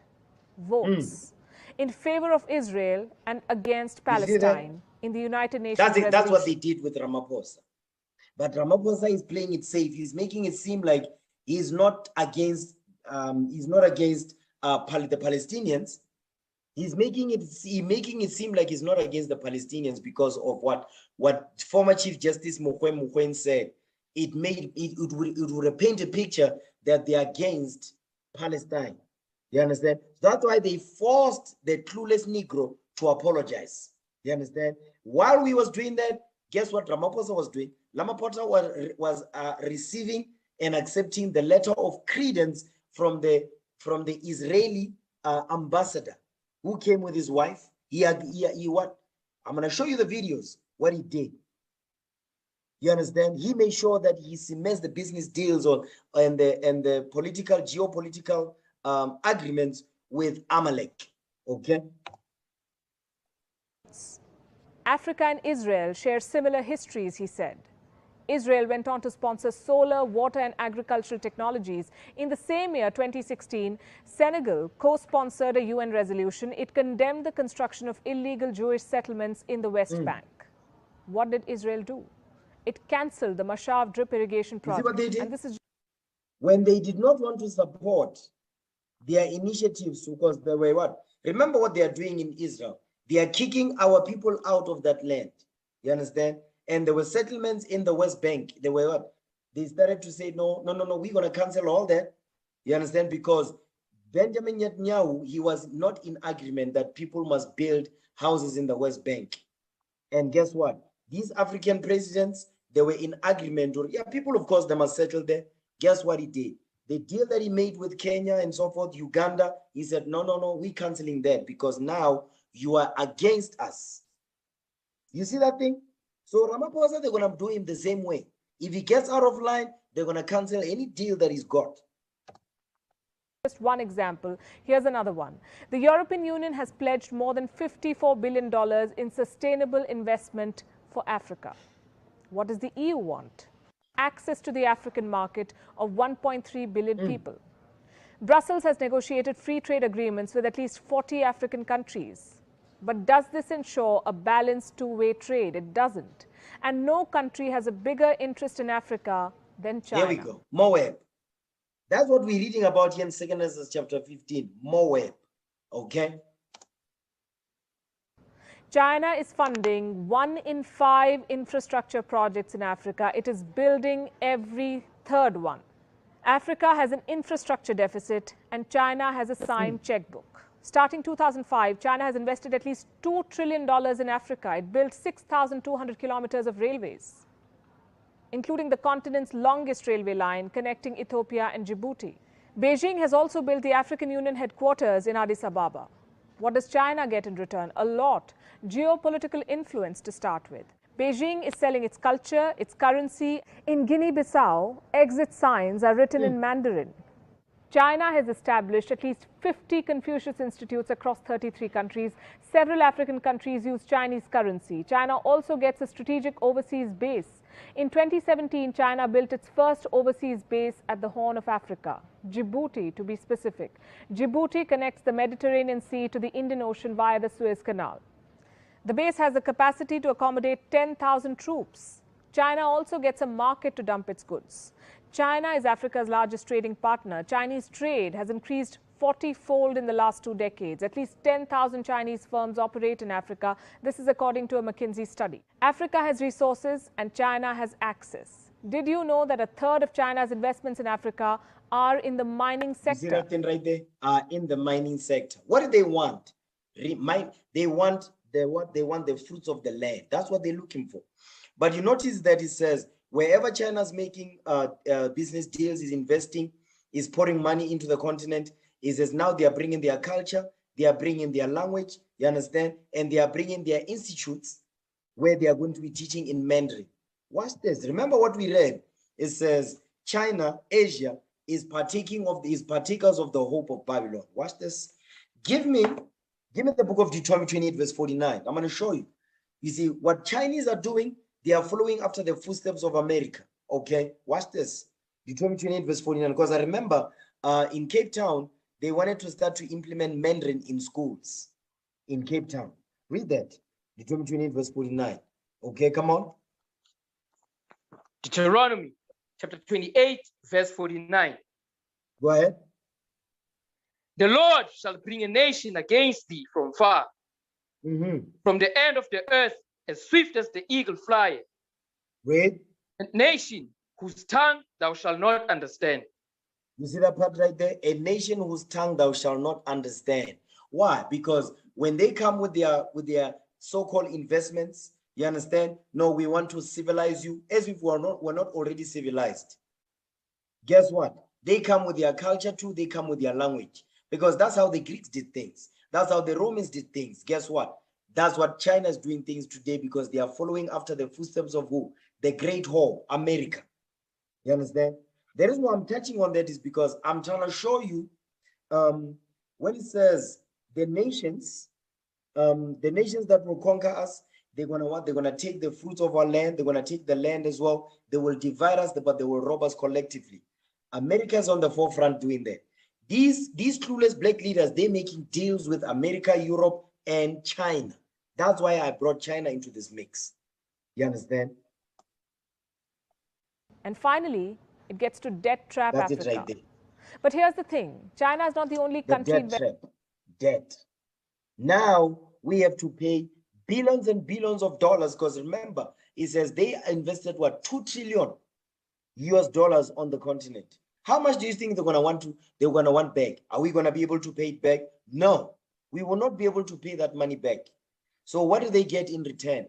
They get resources. They get the gold, the diamond, the platinum. You understand? So, but what they're getting in return is 100 times more than the amount of money that they gave us.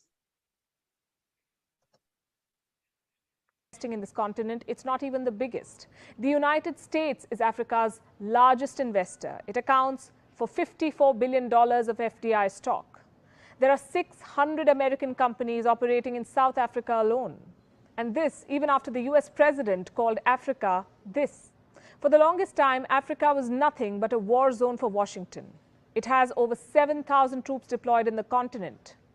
They are spread across some 13 African countries, including Burkina Faso, Cameroon, Central African Republic, Chad, Democratic Republic of Congo, Kenya, Libya, Mali, Mauritania, Niger, South Sudan, Somalia, and Tunisia.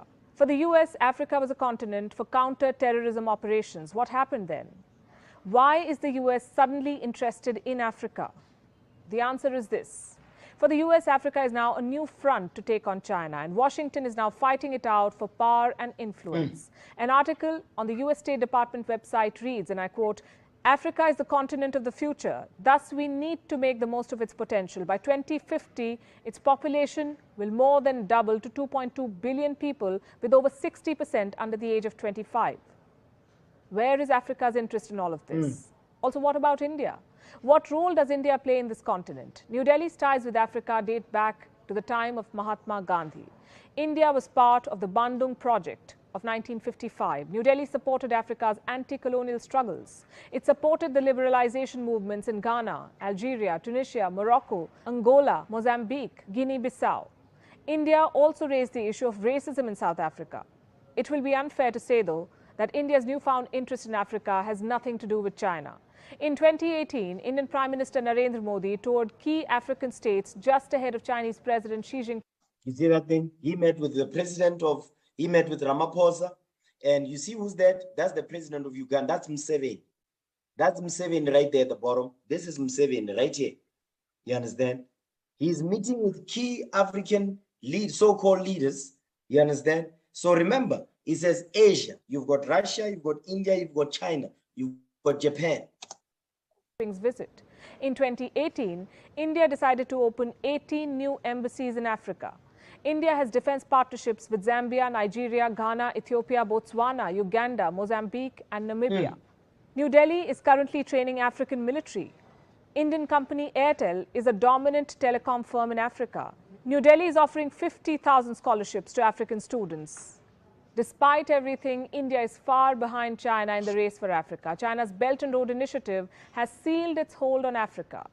If in the 1900s, Africa was colonized with force, in 2020, it is being trapped by loans. You see that thing?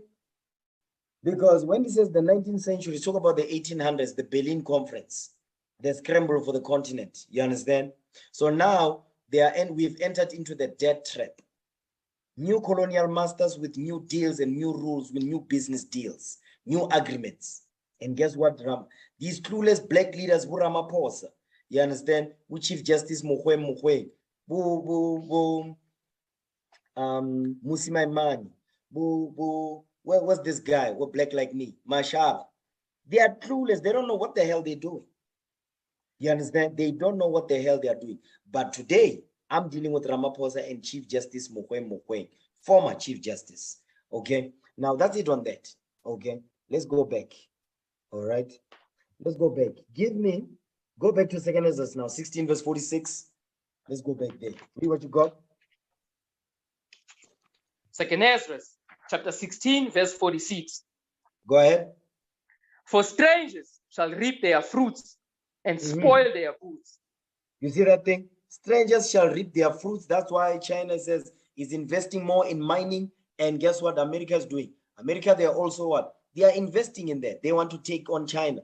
But America is ruling all nations on earth. You understand? So yeah, they do have a fight, but not so much. But the point is, our clueless black Negroes, so-called leaders, guess what they're doing? They are making deals with whosoever will be able to give them because they also see how they are benefiting. And I'm not talking about benefiting in terms of the country, benefiting in terms of personal gains. The deals they make with these countries is what? Is mostly, more importantly, about they are driven by personal gain rather than the benefit of the people in the country. That's why our people are so impoverished, because we are led by what? Clueless black Negroes. You understand? Go ahead. Overthrow their houses. Overthrow our houses. Because guess what? They reap our fruits. You understand? They spoil our goods. Guess what? They steal from us, and then they spoil our goods. Because remember, we had houses, we had lands, We have resources. So they take everything that we got, they take it back to their countries, they process it, they send it back to us. You understand? Go ahead.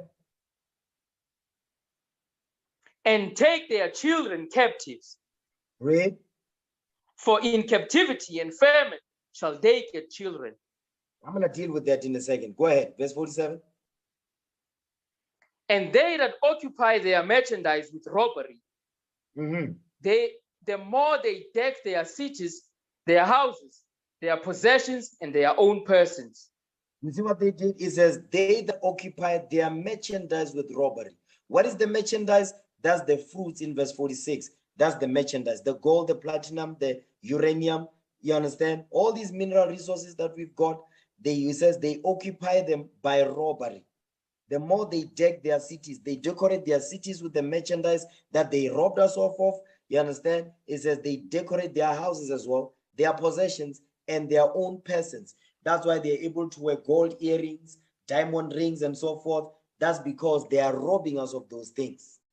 That's why you see all these shops that are selling rings. They are selling necklaces and ankle bracelets and all that, and they're expensive as hell. Where do they get this stuff from? They get it from robbing us. You understand? They get this stuff from robbing us. And these clueless black Negroes, they are in full agreement with it because they are benefiting. They don't care about their people. Now read verse 46 again. I'm going to deal with that last part. Okay, read that. 2nd Ezra chapter 16, verse 46. Go ahead. For strangers shall reap their fruits and spoil their goods, overthrow their houses, and take their children captives. Stop right there. And do what? And take their children captives. And take their children captives. Read Deuteronomy 28, verse 32. They're going to take our children captive. That's going into the transatlantic slave trade. I'm going to deal with that. I'm going to show you something with this thing. Okay, Deuteronomy 28, verse 32. Come on. Deuteronomy chapter 28, verse 32. Go ahead. Thy sons and thy daughters shall be given unto another people. Read. And thine eyes shall look and fail with longing for them all the day long. And there shall be no might in thine hand. So what you are seeing here says our sons and our daughters will be taken captives. That's what we're reading here in 2nd Ezra when it says, and take their children captives. So our sons and our daughters will be taken into slavery. And we're not going to have power to get our sons and our daughters back. You see that thing right there? We will not be able to redeem them back. Why? Because we wouldn't have any military might, because all our kingdom was destroyed. We are in slavery. We're not going to have any economic might because they robbed us of our resources, our gold, our platinum, and our diamonds, and so forth. Our coltan, iridium, you understand, petroleum, the oil. They will rob us of those resources. So we wouldn't have any economic might to get our sons and daughters back. So no military, because we're destroyed as a people. The men were taken, the women were separated from their husbands, children from their fathers and mothers. So we don't have any military. The men are destroyed. Guess what? No economic might. They took our resources, they robbed us. Now we've got nothing. That's why. Read it again, verse 32. Deuteronomy chapter 28, verse 32.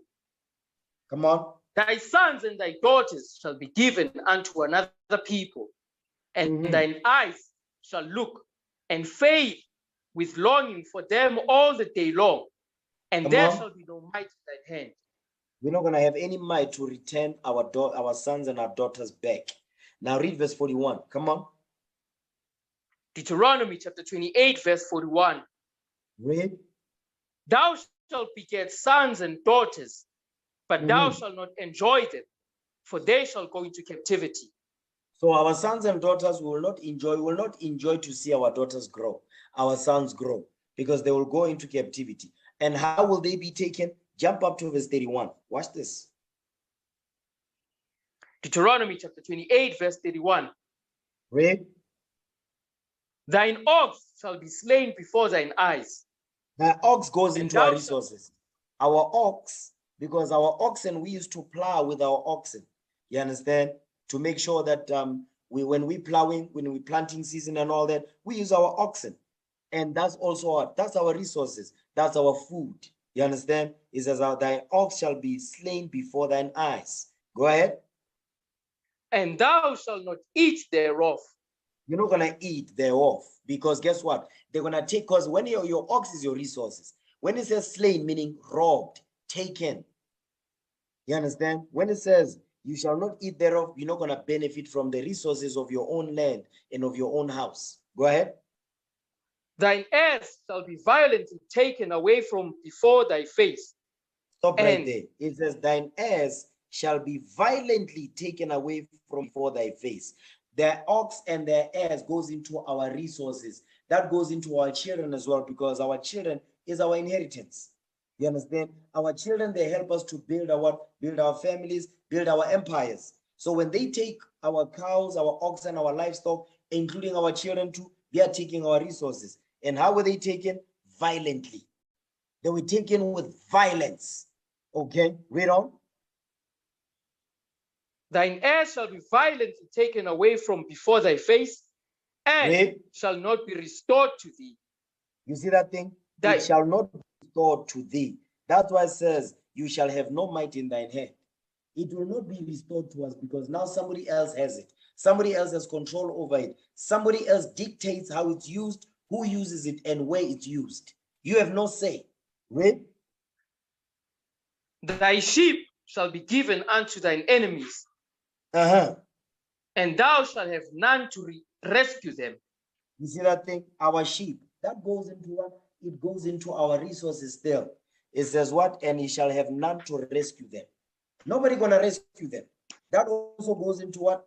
It goes into our sons and our daughters, our people that will be scattered all over the earth. The only one that is gonna rescue them is the Lord. Because we are what? We are in the hands of cruel wolves, these nations.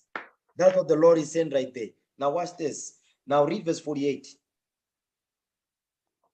Deuteronomy chapter 28, verse 48. Come on. Therefore shalt thou serve thine enemies, which the Lord shall send against thee. Go ahead. In hunger, and in thirst, and in nakedness, and in want of all things. And he shall put a yoke of iron upon thy neck until he have destroyed thee. So this is what the nations would do to us. Remember, they will rob us. You understand? They will take our resources by violence. Once they've done that, guess what they will do to us? It says, remember, they robbed us of all our resources, of all our wealth, and our children too. Now, after they've done that, then now you're gonna serve them for the things that they've robbed you of. Because they robbed us of our resources, our gold, our diamond, our land, our fruits, you understand? Even our water, our land, our children too. Now, when we want those things, we want the resources, you understand? To be able, we want services from those resources, we have to go to them. And that's what's going on right now.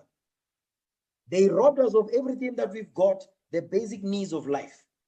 Now we have to go to them, and they live among us with the stuff, with the resources they've stolen from us. Now we have to go to them and beg for the services that come from the resources that they took from us violently. I need you men and women to understand this thing. Read verse 48 again. Deuteronomy chapter 28, verse 48. Come on. Therefore shalt thou serve thine enemies, which the Lord shall send against thee, in hunger, and in thirst, and in nakedness, and in want of all things. And he shall put a yoke of iron upon thy neck until he have destroyed thee. So what you are seeing here says, we're going to serve these nations now in hunger. That goes for food, okay? In thirst, anything to drink, and in nakedness, the clothing, the clothes that you put on your back, you must go to your enemies for that. Guess what? In terms of hunger, we had food, we had resources. In terms of thirst, we have resources, the water, because the earth belongs to us. You understand? And in nakedness, the clothes, the resources to make these clothes, they would take those from us as well. And in want of all things, anything you need, anything you don't have, you must go to them. They will provide it for you, but they will provide those things to you at a cost. It's going to cost you your life, because remember, your enemies, they take everything from you. You understand? And in hunger, now they're going to serve, they're going to give you food. You think they're not going to poison the food? Of course they will. You understand? The water. You think they're not going to poison the water? Yes, they will. The textile for the clothes that they sell to us, you think they're not gonna lace them with ink and all of that to give you rashes and allergies and so forth? Of course they'll do that. And in one of all things, let's say education.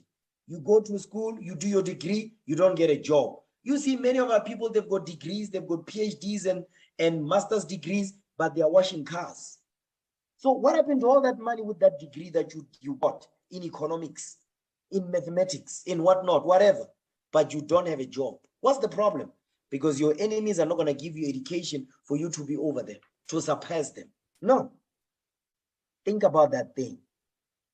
You understand? And these clueless black leaders, they see all of this, but they do nothing. Buramaposa, they don't do nothing.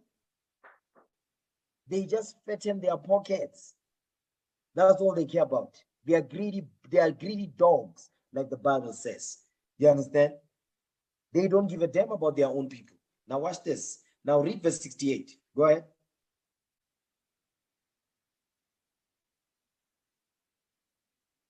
Come on, Deuteronomy 28, verse 68. Read. Deuteronomy chapter 28, verse 68. Come on. And the Lord shall bring thee into Egypt again with ships. By the way whereof I spake unto thee, thou shalt see it no more again. Read. And there ye shall be sold unto your enemies for bondmen and bondwomen, and no man shall buy you. So now Moses is teaching us, and listen, the Lord is going to bring you into Egypt again. Give me that in Exodus 20, verse 2, so we see what the definition of the word Egypt means. Exodus 20, verse 2. It says, as part of God's judgment, remember what we read in Deuteronomy 11, verse 28. It says, the Lord is going to bring curses upon us if we don't obey. You understand? Read that. Exodus chapter 20, verse 2. Go ahead. I am the Lord thy God, which have brought thee out of the land of Egypt, out of the house of bondage. So now Egypt means bondage, the house of slavery. So go back to Deuteronomy 28 now, verse 68 again. Deuteronomy chapter 28, verse 68. Come on. And the Lord shall bring thee into Egypt again with ships. The Lord shall bring you into the house of bondage again. But this time, you're going to go into slavery on ships. Because when we went into Egypt the first time, we walked. That's why here says again, meaning the second time, you're going to go into slavery on cargo slave ships. You understand? You're not going to walk. This goes into the transatlantic, the sub-Sahara, the Silk Road, the Arab slave trade as well. You understand? With ships. Go ahead. By the way whereof I spake unto thee, thou shalt see no more again. We're not going to see our homeland again. Read. And there ye shall be sold unto your enemies. Once we get off the slave ship, once we arrive once we arrive at the lands of our captivity, where we are going to be scattered by the way of slave ships, once we get off these slave ships, it says we are going to be sold. You understand? Unto our enemies. Go ahead. For what? For bondmen and bondwomen. Slave and no man shall buy you. No one is going to redeem you. That's what we read in Deuteronomy 28, verse 31. No one is going to redeem you out of these conditions. Not the president, these clueless Negroes. They are not going to redeem you. They are not even going to try, because they only care about what? Their pockets. They only care about maintaining relations with their enemies. The people that are oppressing us on a daily basis, they don't give a damn. The reason why they cannot do anything is because they are not moving in the spirit of Christ, and they don't want to know. Because why? They are eating large. They don't care about their own people on the ground that are struggling. That's why the Most High God has to raise the prophets up to go out to the street corners and the highways and byways to wake the people up. So we can what? Return back to this Bible and come together and build the 12 tribes of Israel. Now watch this. Now the question you have to ask yourself is this transatlantic slave trade, okay? The transatlantic slave trade. Let me pull up some pictures. There's a reason why I'm doing this thing. need you men and women to pay close attention. Pay close attention. Okay.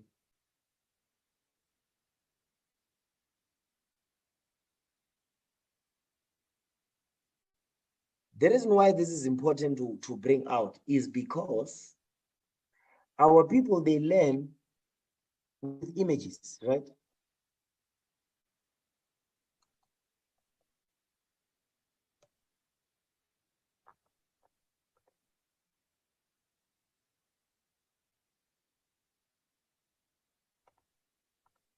Well, I'll come back to it. I'll come back to it. There's some place I want to go. Read verse 68 again. Something I want to pull out of this verse. Read it again. Deuteronomy chapter 28, verse 68. Go ahead. And the Lord shall bring thee into Egypt again with ships. By the way whereof I spake unto thee, thou shalt see no more again. Go ahead. And there ye shall be sold unto your enemies for bondmen and bondwomen, and no man shall buy you. He says we're going to go into slavery on ships and no man shall buy us. Bondmen and bondwomen. Now watch this.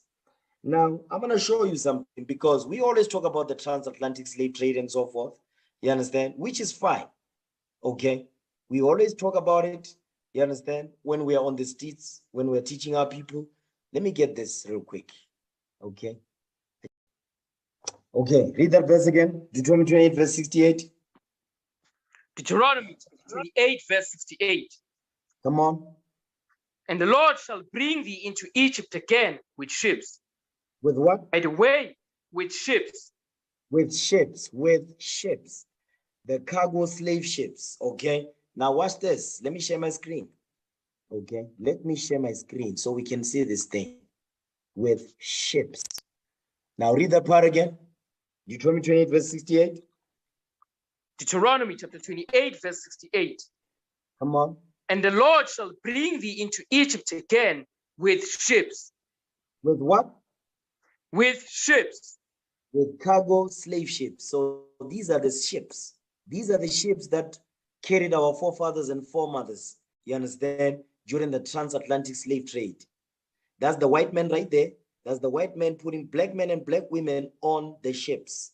And these are the slave ships, the drawings of the slave ships, you understand? Okay, literally like cargo. Look at that. That's our forefathers and foremothers on the ships, like cargo. Okay, keep reading. Go ahead. By the way whereof I spake unto thee, thou shalt see it no more again. And there ye shall be sold unto your enemies for bondmen. We get off the slave ship.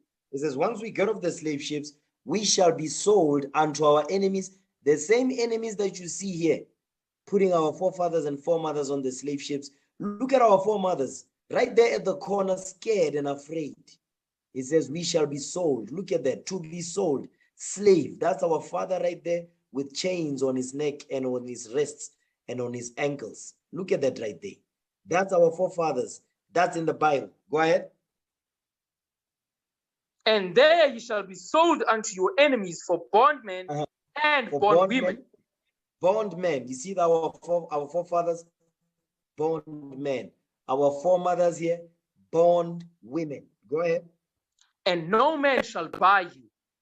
No man is going to redeem us out of these conditions except for the black Messiah, Jesus the Christ. You understand? Now watch this. I'm going to show you something before we get there. Now, let me share my screen. I'm going to show you where the transatlantic slave trade started, when it started. Who was the main culprit that started the transatlantic slave trade? Watch this. I'm going to show you this demon right here that started the transatlantic slave trade. Okay. Now I want you to read that. That's on Wikipedia. Okay. Yep. Reading. That's on Wikipedia right there. Read that. Reading from wikipedia.org. Pope Nicholas V. Pope Nicholas V. Pope Nicholas, Pope Nicholas V. He was the Pope of the Roman Catholic Church. He was the Pope of the Roman Catholic Church. He's the one that started the slave trade, the transatlantic slave trade. This white demon right here.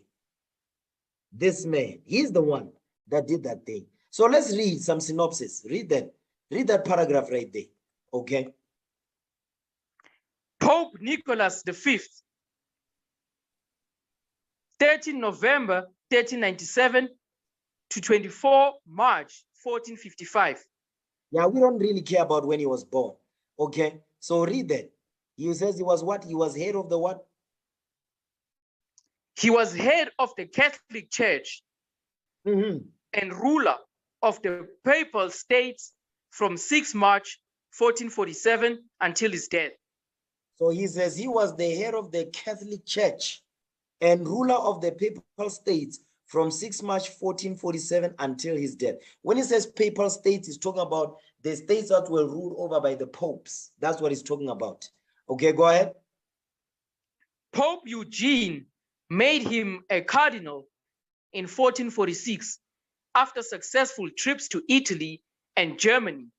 And when Eugene died the next year, Perentucelli was elected in his place. So now he became a successor. Go ahead. He took his name Nicholas in memory of his obligations to Niccolo Albigati. So now watch this. Now let's go down. Okay. I'm going to show you something. So now let's look at slavery. Let's see his involvement in the transatlantic slave trade. Now watch this. Now read that. Slavery. Okay. Slavery. In late spring of 1452, Byzantine Emperor Constantine XI wrote to Pope Nicholas for help against the impending siege by Ottoman Sultan Mehmed II. So the Ottoman Nicholas Sultan, issued, hold on. Ottoman Sultan Mehmed II was part of the what? Was part of the Turks, the Ottoman Empire. So Constantine XI, guess what? This is during the time when we was ruling Constantinople, okay? Byzantine Empire. This was us in 1452. This was us because Mehmed II is the one that conquered the city of Byzantine, okay? Read on. Nicholas issued the bull Dam Diversus. The bull, so it says Nicholas issued the bull Dam Diversus, a Dam Diversus. So Nicholas V, he what? He says he issued this thing. A Dam Diversus is a decree. You understand? Keep reading. We're going to go into it to make sure what it means. Read on. 18th June 1452, authorizing King Alfonso V of Portugal to attack, conquer, and subjugate Saracens, pagans, and other enemies of Christ, wherever they may be found. Let's talk about us. So the Saracens, pagans, and other enemies of Christ, meaning what? White Jesus, he says, wherever they may be found, he's talking about us. Go ahead. Issued less than a year before the fall of Constantinople, the bull may have been. It says issued less than a year before the fall of Constantinople, meaning the city of Byzantine. Go ahead. The fall of Constantinople. The bull may have been intended to begin another crusade against the Ottoman Empire. But he didn't do that, okay? So let's see what is the Dam Diversus. That's it right there, the Dam Diversus. Let's read that. What is this Dam Diversus that he issued? You understand? To make sure that our forefathers, because remember, we ruled Constantinople, Spain, and Portugal. So what did this Pope Nicholas V did? He issued a Dam Diversus, a decree to what? To do what? To convert, to do forced conversion of Roman Catholicism unto us and to push white Jesus onto us. Those of our forefathers that did not agree, they were put to death. Okay, read that. Dam Diversus. Read it. Dam Diversus. Dam Diversus is a paper bull. Dam Diversus is a papal bull issued on 18 June 1452 by Pope Nicholas V. Read. It authorized Alfonso V of Portugal to conquer Saracens and pagans and consign them to perpetual servitude. You see what the dam diverses was about? The dam diverses was to make sure that our forefathers that was ruling during the time of Spain and Portugal and Constantinople, guess what? It says to consign them to perpetual servitude, meaning perpetual slavery. So this dam diverses was a decree by Pope Nicholas, and he authorized Afonso V of Portugal to do that thing. Now watch this. Let's see what is this papal bull, okay? Now read that. Papal bull. Papal bull. A papal bull is a type of public decree, letters patent, or charter issued by a pope of the Catholic Church. You see that thing? Go ahead. It is named after the leaden seal, bulla, which was traditionally appended to the end in order to authenticate it. You see that thing? So this decree needed to be authenticated in order for us to carry out the instruction that was written on it. What was the instruction? To put all our forefathers in perpetual slavery. So Pope Nicholas V is the one that started the transatlantic slave trade. Now watch this. Let's go back, okay? Let's go back. Now read the next paragraph. Ownership of the Canary Islands. Read that. Ownership of the Canary Islands continued to be a source of dispute between Spain and Portugal, and Nicholas was asked to settle the matter, ultimately in favor of the Portuguese. So now Pope Nicholas, he favored the Portuguese because it says there was a dispute between Spain and Portugal, and Nicholas was asked to settle the matter. So he favored the Portuguese. You understand? It's going to become clear as we read on. Keep reading. The geographical area of the concession given in the bull is not explicit, but historian Richard Racewell finds that it clearly refers to the recently discovered lands along the coast of West Africa. So what are these recently discovered lands along the coast of West Africa? You talk about Ghana, Guinea, Nigeria, and so forth. Guess what? Across the Atlantic. Because that's what this is now, this papal bull is to issue out the beginning of the transatlantic slave trade. But I want to show you the people that ultimately pushed the transatlantic slave trade. I'm going to show you that. But it was started by Pope Nicholas V because he was a pope of the Roman Catholic Church. Keep reading. Portuguese ventures were intended to compete with the Muslim trans-Sahara caravans. Stop right there. So it says the Portuguese ventures were intended to compete with the Muslim trans-Sahara caravans. Remember the Muslims, they were pushing the sub-Sahara slave trade to the Far East. You understand? To the Far East. That goes into what? That goes into the Silk Road slave trade. You can go to the ASR channel. You can find more history on that. Keep reading. Which played a key role in the highly profitable Muslim slave trade and also held a monopoly on West African gold and ivory. You see that thing? So the Portuguese, they were pushing what? Remember the Portuguese, there was Pope Nicholas V, he sided with the Portuguese. The Portuguese, they also went what? To the west coast of Africa to do what? To deal in slaves, to deal in gold, to deal in ivory. That's why Ghana is called the Gold Coast, because they went there for the gold. They went there for the ivory. Not only that, but for slaves as well. While they were doing that, guess what was going on? The Muslims were also on their conquest of slaves, slave trade, our forefathers. You understand? And the Muslims worked together with the Hamites to sell our forefathers to the Portuguese into what? For the transatlantic slave trade, while they were busy pushing the sub-Sahara slave trade. Okay, go ahead. The Portuguese claimed territorial rights along the African coast by virtue of having invested time and treasure in discovering it. How can they discover it when there's people already there and the resources are there already? Go ahead. The Castilian claim was based on their being the heirs of the Visigoths. The Visigoths is talking about Edomites. Go ahead.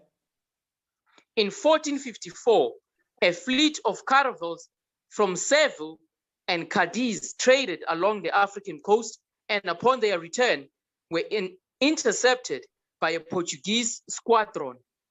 So now they are fighting amongst each other. You understand? The Portuguese squadron that goes into their soldiers. Keep reading. Watch this. Enrique IV of Castile.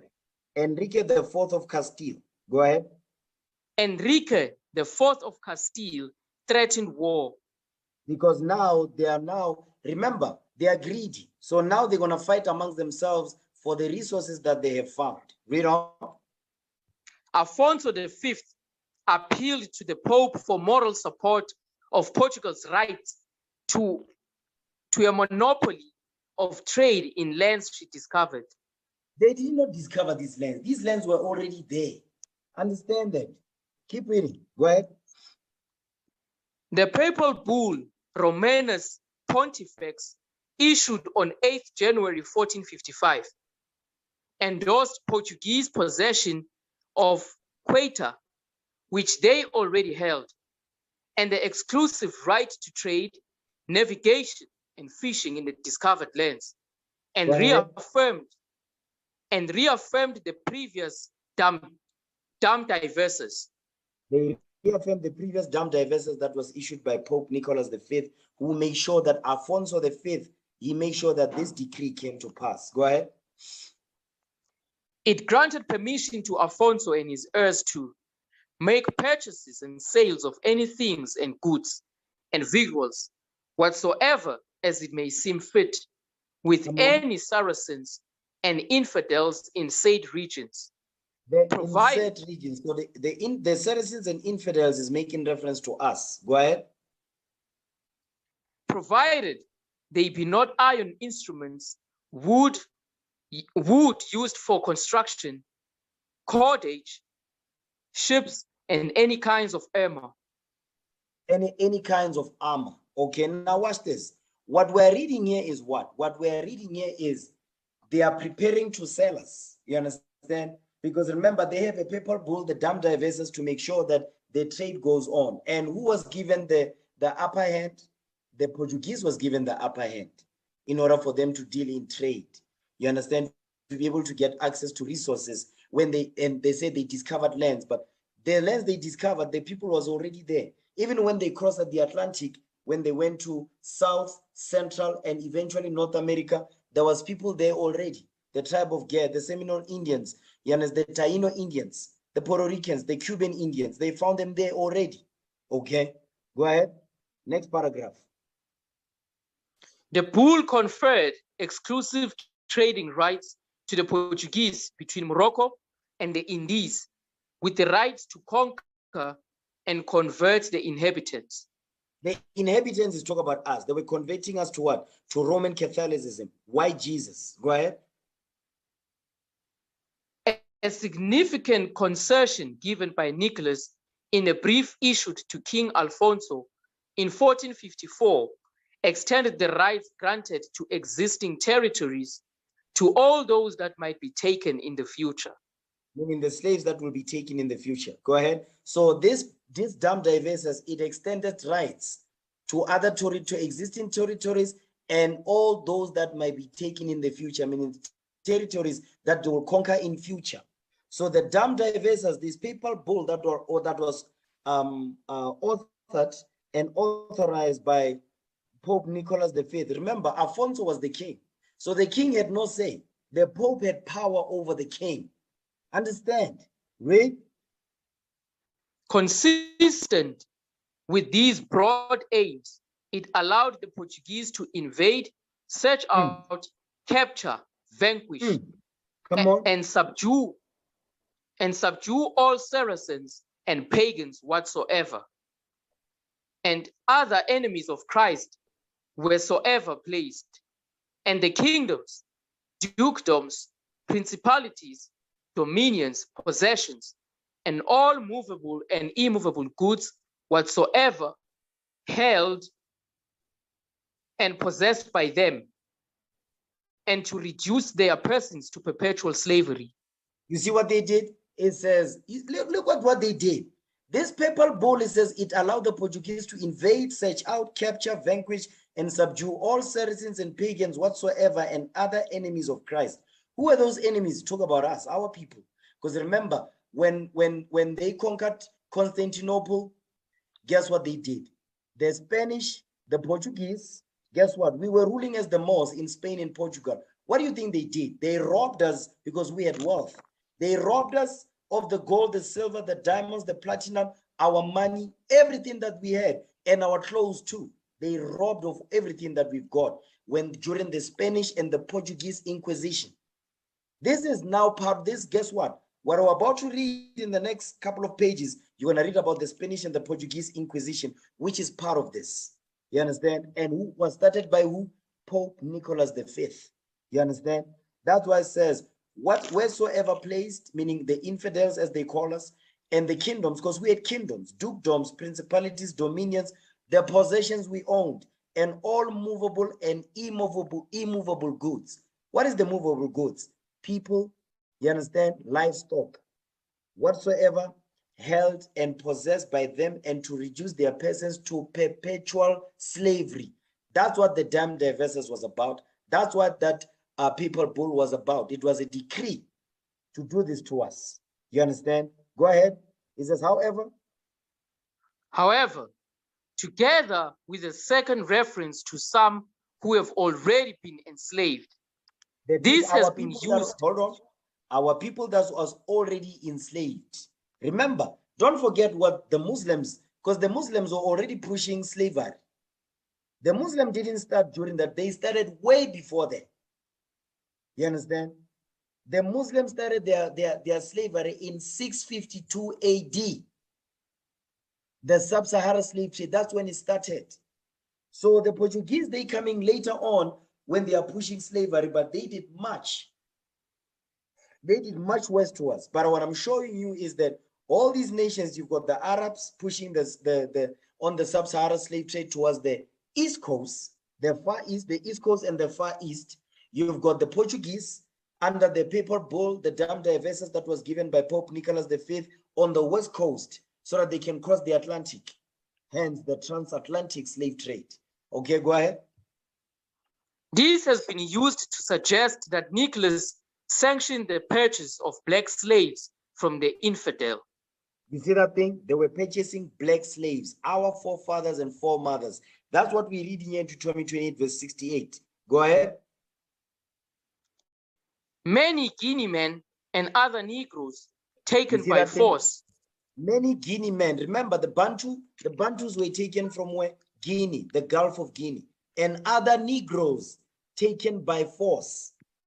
So this papal bull, this dam diverses, was to take us by force and to convert us to what? Christianity. So Christianity was forced on us. You understand? Go ahead. Many Guineamen and other Negroes taken by force, and some by barter of unprohibited articles or by other lawful contract of purchase, have been converted to the Catholic faith. You see that thing? There it says we were converted to the Catholic faith by force. They took us by force and they converted us to the Catholic faith by force. Keep reading. And it is hoped by the help of divine mercy that if such progress to be continued with them, either those peoples will be converted to the faith, or at least the souls of many of them will be gained for Christ. You see that thing? It says they'll either be converted to the faith, or at least the souls of many of them will be gained for Christ, meaning as slaves. You see that thing? So that's why it says divine mercy. So what they were doing, they believed that this was divine mercy. To enslave us, they believed that it was divine mercy to enslave us. You cannot make this ish up. Okay? Now watch this.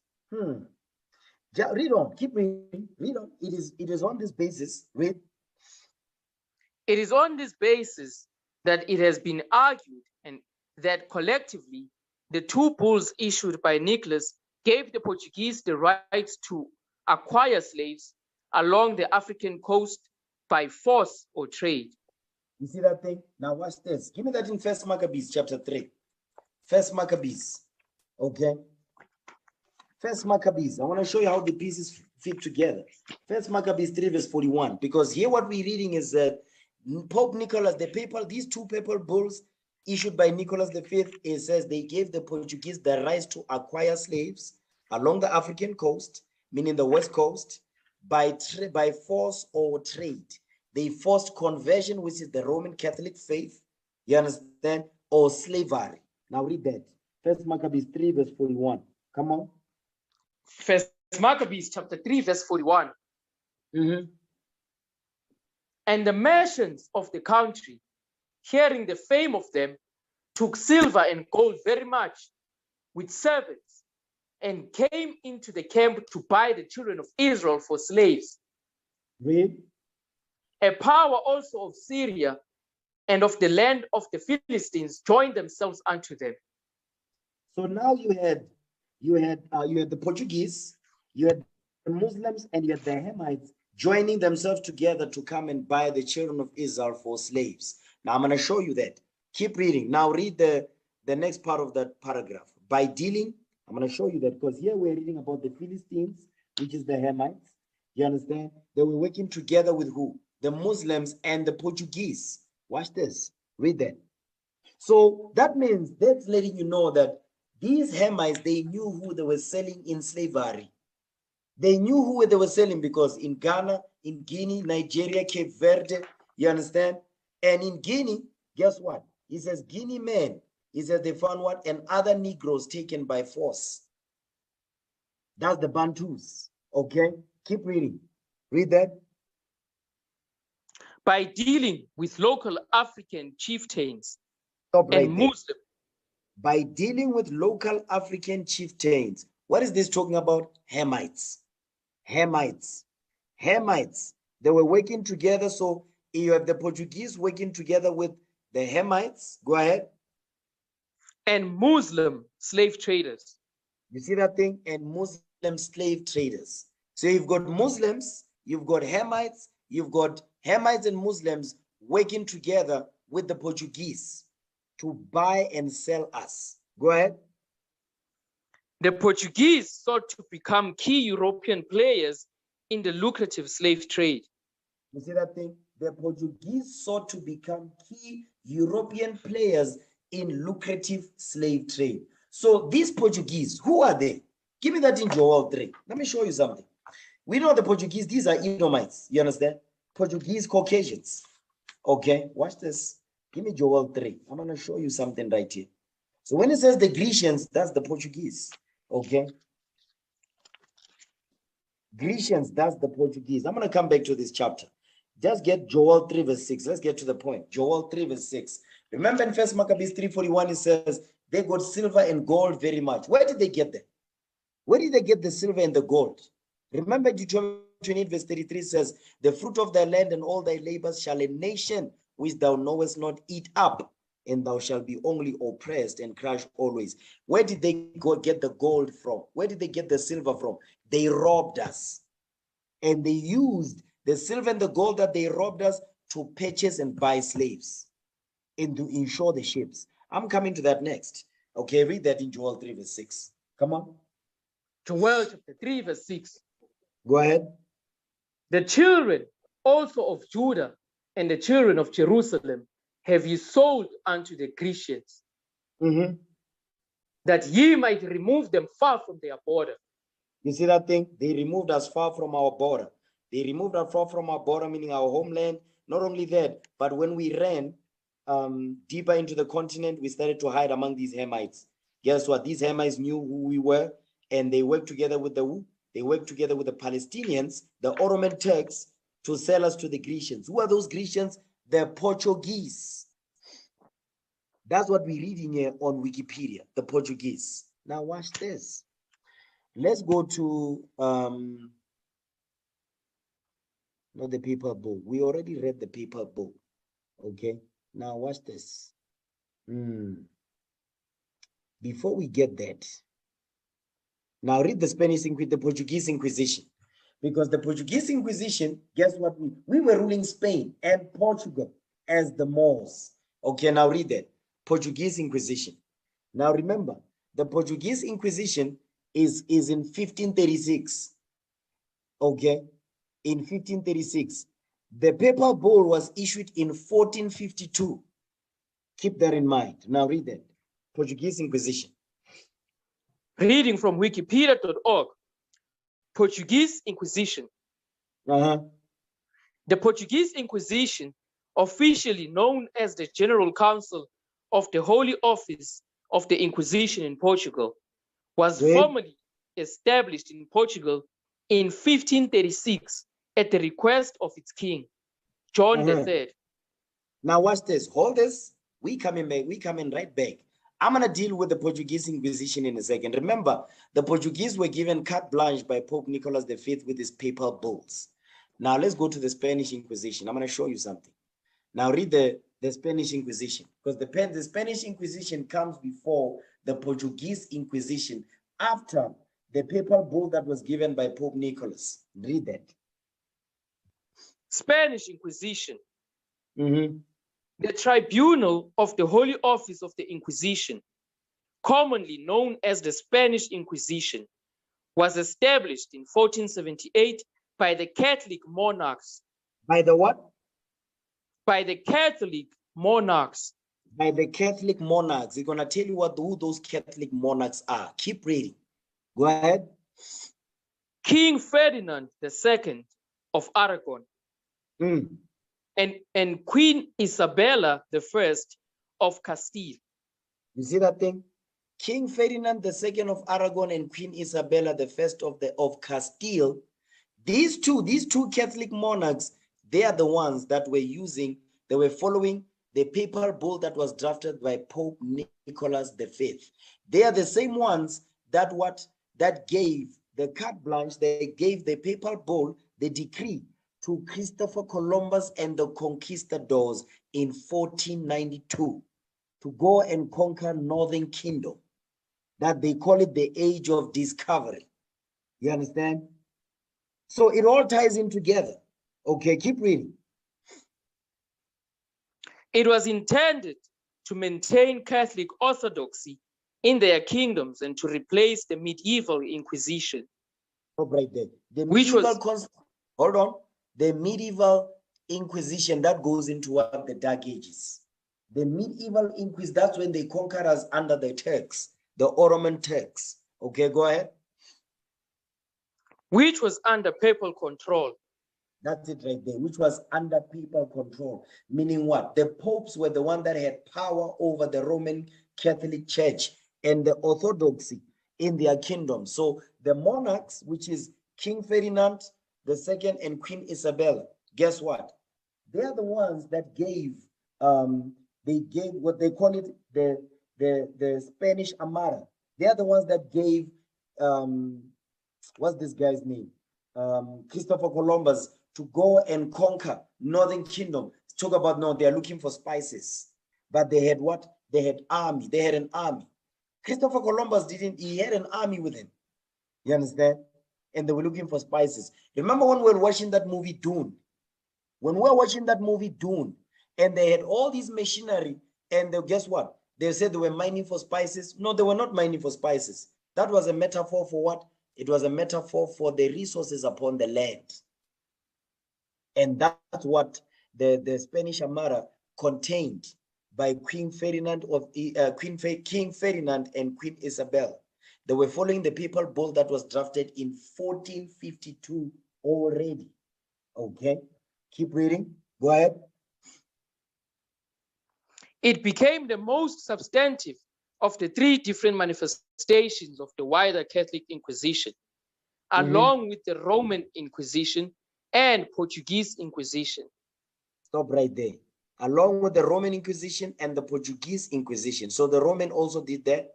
The Portuguese also did that. The Catholic Church also did that, which is all the same people, by the way. Go ahead.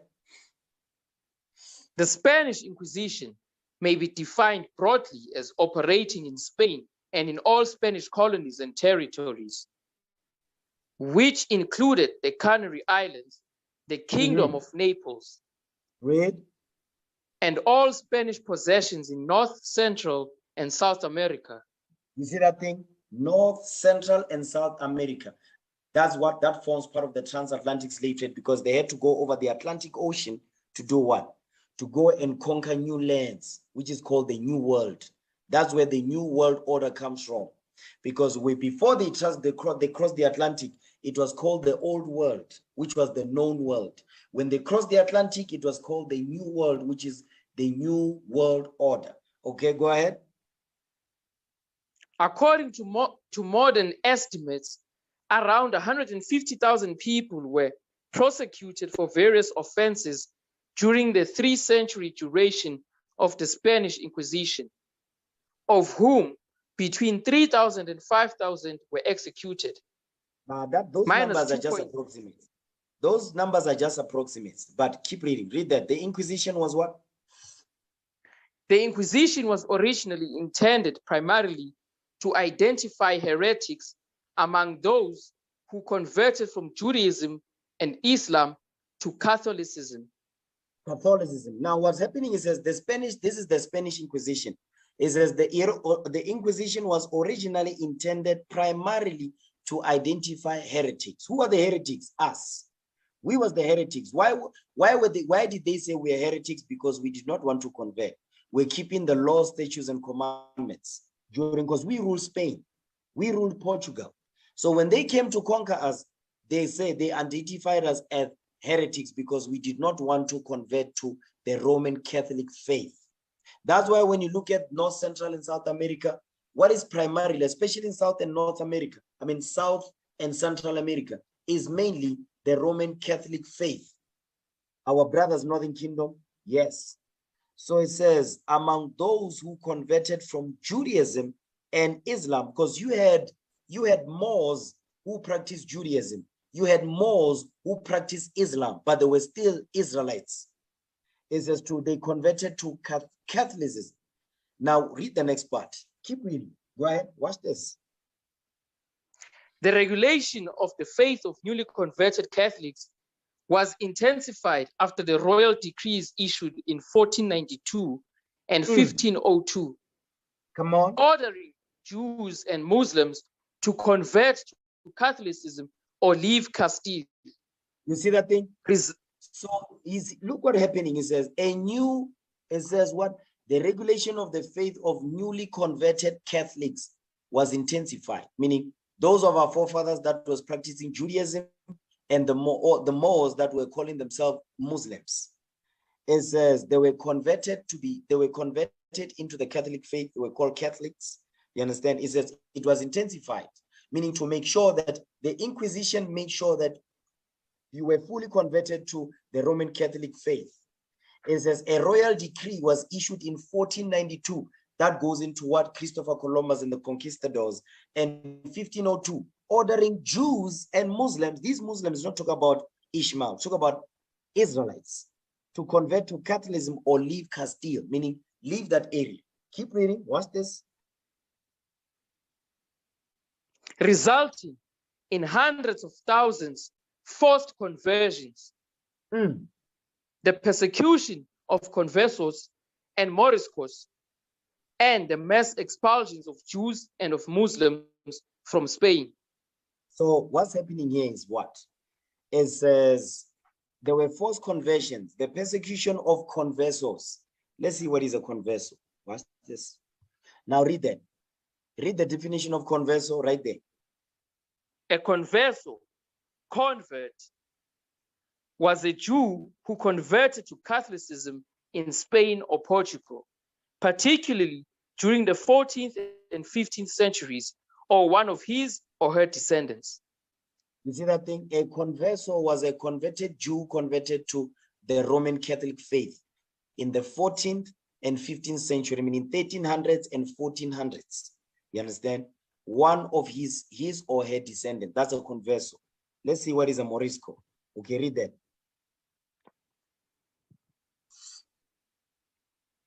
Moriscos. Moriscos were former Muslims and their descendants whom the Roman Catholic Church and the Spanish crown commanded to convert to Christianity or face compulsory exile after Spain outlawed the open practice of Islam by its sizable Muslim population in early 16th.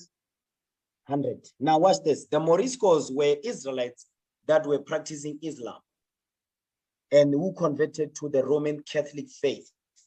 Yeah, and the Spanish crown command, the Spanish crown goes into King Ferdinand and Queen Isabella. So Moriscos were Jews that were practicing Islam. The conversos were Jews who converted to the Roman Catholic faith. So it says during this time, there was forced conversions to make sure that, guess what? They were converted to the Roman Catholic faith. If they did not, they were expelled. It says and the mass expulsion of Jews and of Muslims, which is the Moriscos, from Spain. You understand? Now watch this. Give me the book of Acts, chapter 18. I'm going to show you. Because during the time of the Acts of the Apostles, they did the same thing. You understand? So during the time of the 1400s, it wasn't a new thing. It was something that we're accustomed to doing. Okay, watch this. Acts chapter 18. Read verse 2.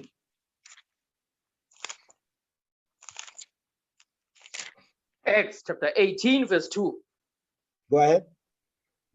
And found a certain Jew named Aquila, born in Pontus, lately come from Italy, with his wife Priscilla. Come on. Because that Claudius had commanded all Jews to depart from Rome, and came unto them. You see that thing? He commanded Italy, because that's Spain. It says, this is Claudius Caesar. Claudius Caesar commanded all the Jews to depart from Rome and came unto them. So you see what was going on? There was already expulsion of Jews from Spain. You understand? By Claudius Caesar. So the same thing that they did back then during the time of the Acts of the Apostles is the same thing that they was doing during the Spanish Inquisition. You understand? Of our people. Now read that. Go back to the article. The Inquisition. The Inquisition was not definitely abolished until 1834, during the reign of Isabella II, after a period of declining influence in the preceding century. So now watch this. So our forefathers that did not want, it says, resulting in the thousands of forced conversions, the persecution of conversos and Moriscos, and mass expulsion of Jews and of Muslims from Spain. Because those are our forefathers that did not want to convert, they were expelled. And those are our forefathers that remained, guess what? They were converted to the Roman Catholic faith. I hope you brothers and sisters understand that, what we're going over. Okay, let's go to the Portuguese. Remember the Spanish Inquisition, 1478. Let's go to the Portuguese Inquisition now. Read that. Portuguese Inquisition. Portuguese Inquisition, reading from wikipedia.org. The Portuguese Inquisition, officially known as the General Council of the Holy Office of the Inquisition in Portugal, was formally established in Portugal in 1536 at the request of its king, John III. Although Manuel I had asked for the installation of the Inquisition in 1515 to fulfill the commitment of his marriage with Maria of Aragon. So guess what? Their marriages was based upon them forming alliances and doing what? And forcing the Jews that they found in Portugal, the Moors, to convert to what? The Roman Catholic faith. What does that mean? Worship white Jesus. Remember, this is the 1400s now, where during the time of Leonardo da Vinci, okay, Michelangelo, you understand, Pope Nicholas, the Pope Alexander VI of Rome, Alfonso, and so forth. Go ahead. It was only after his death that Pope Paul III acquisite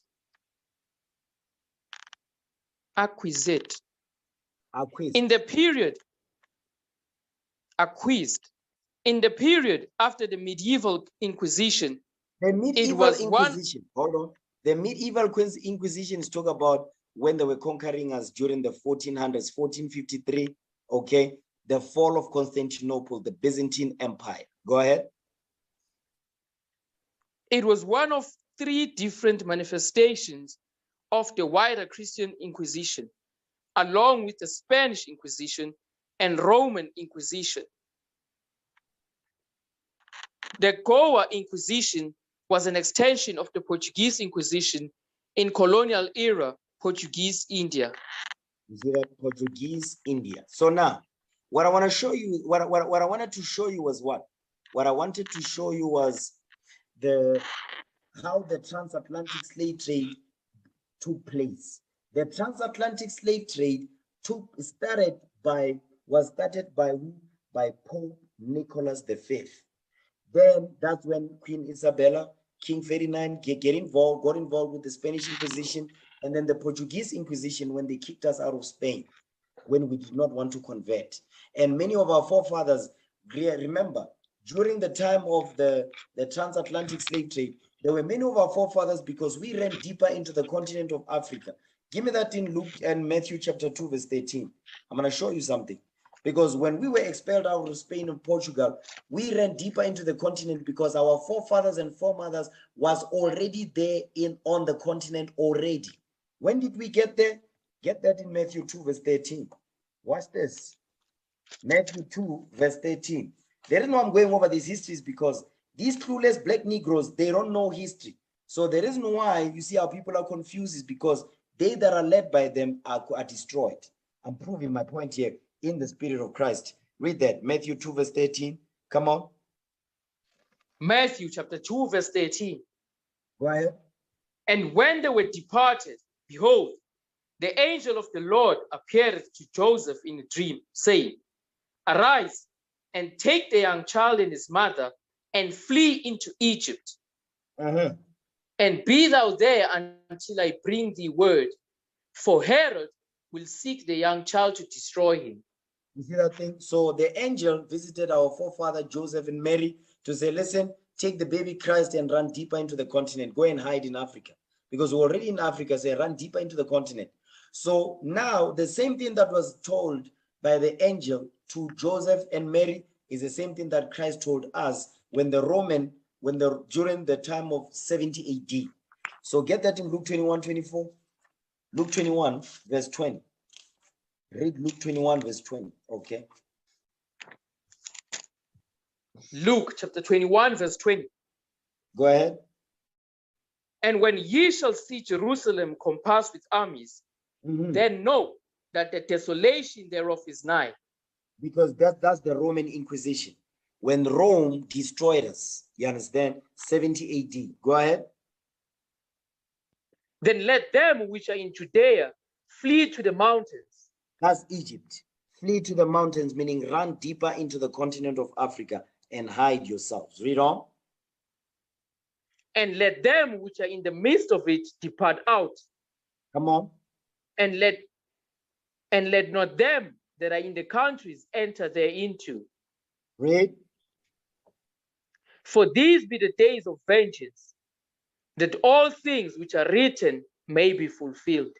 So now this goes into what we read in Deuteronomy 28. The things that are written that must be fulfilled is Deuteronomy 28, verse 15 through 68. The curses, the judgments that we read in Deuteronomy chapter 11, verse 26 through 28. So now what we're reading here is what?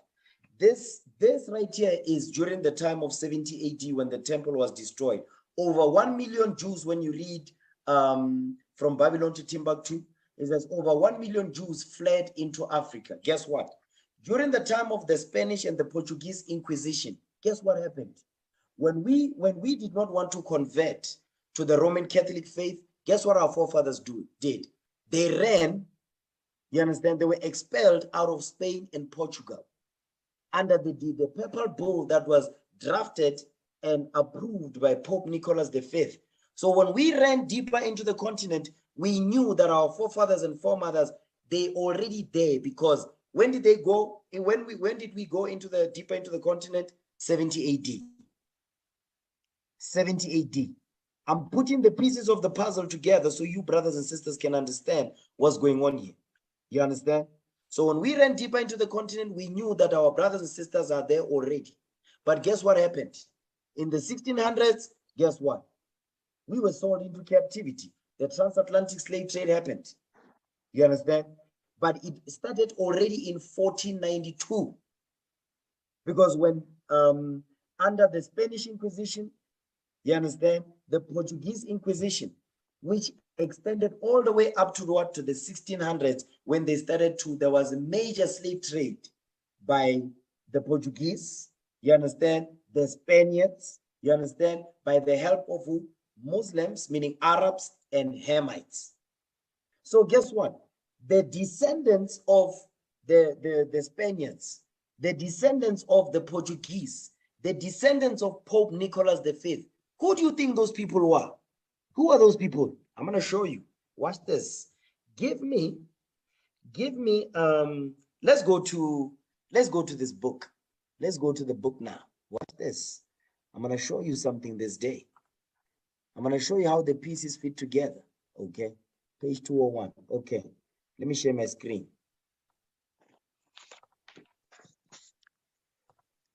So take good notes. Okay. Watch this. Now, this book right here is called New World Jewry. Okay, this is page 201. Let's go to the first page. So this is the book, New World Jewry. 14, read that. Read the title of the book. New World Jewry, 1493 to 1825. Requiem for the Forgotten by Seymour B. Liebman. By Seymour B. Liebman. Seymour B. Liebman. So 1492, remember, it was during the time of the what? The conquistadors. And by who? By Ferdinand. Remember King Ferdinand and Queen Isabella? They are the ones that commissioned Christopher Columbus to go and conquer the so-called New World. You understand? So 1493. How did Christopher Columbus and the conquistadors, how did they get to the Atlantic? How did they get over the Atlantic Ocean? I'm going to show you how they did it. Let's go to page 201. Now I want you to read that, the highlighted part. Let me enlarge it so we can see it. Now read that. New World Jewry, page 183. New World Jewry, page 183. Okay, go ahead, read the highlighted part. The Jews were the largest ship chandlers in the entire Caribbean region, where the shipping business was mainly a Jewish enterprise. You see that thing? Is that the Jews were the largest ship chandlers in the entire Caribbean region. That goes into what? That's Central America. That goes into that's the islands. Because that means they've already crossed the Atlantic. Is as where the shipping business. So Christopher Columbus, the only reason why he was able to cross the Atlantic is because the shipping business was mainly a Jewish enterprise. So these Jewish people, they were responsible for the slave trade. They were responsible for the transatlantic slave trade. They are the ones that insured these ships. They are the ones that owned these ships. They are the ones that were transporting our people from the west coast of Africa to the New World, North, Central, and South America. You understand? The same people that are in our land today, the same people that are in our land today calling themselves Jewish, they are the ones that were funding the transatlantic slave trade. I want you to understand that thing, okay? Read on, read the next highlighted part. So these people, these Jewish people, this is Amalek. They are the descendants of the Portuguese and the Spaniards. Pay close attention now, okay? Read that part, read the highlighted part. The ships were not only owned by Jews, but were manned by Jewish crews and sailed under the command of Jewish captains. You see that thing? This is letting you know, this is not talking about us. You understand? This is not talking about us. But I want to show you something. You know what? Read that. Shipping and trading did not lack difficulties. I want you to read that part. Read that part right there. Okay, read it. Shipping and trading did not lack difficulties. A good part of the trade with the Spanish possessions was clandestine. It was a clandestine operation. Meaning what? It was not supposed to be known, the people that was behind the shipping business, you understand? It was not supposed to be known. So that's why here it says a good part of the trade with the Spanish possessions was clandestine. So the Spaniards, remember, the Spanish Inquisition and the Portuguese Inquisition. So who was responsible for these ships? It was the Spaniards and the Portuguese. Though their descendants is what? Is Amalek. Amalek is their descendants.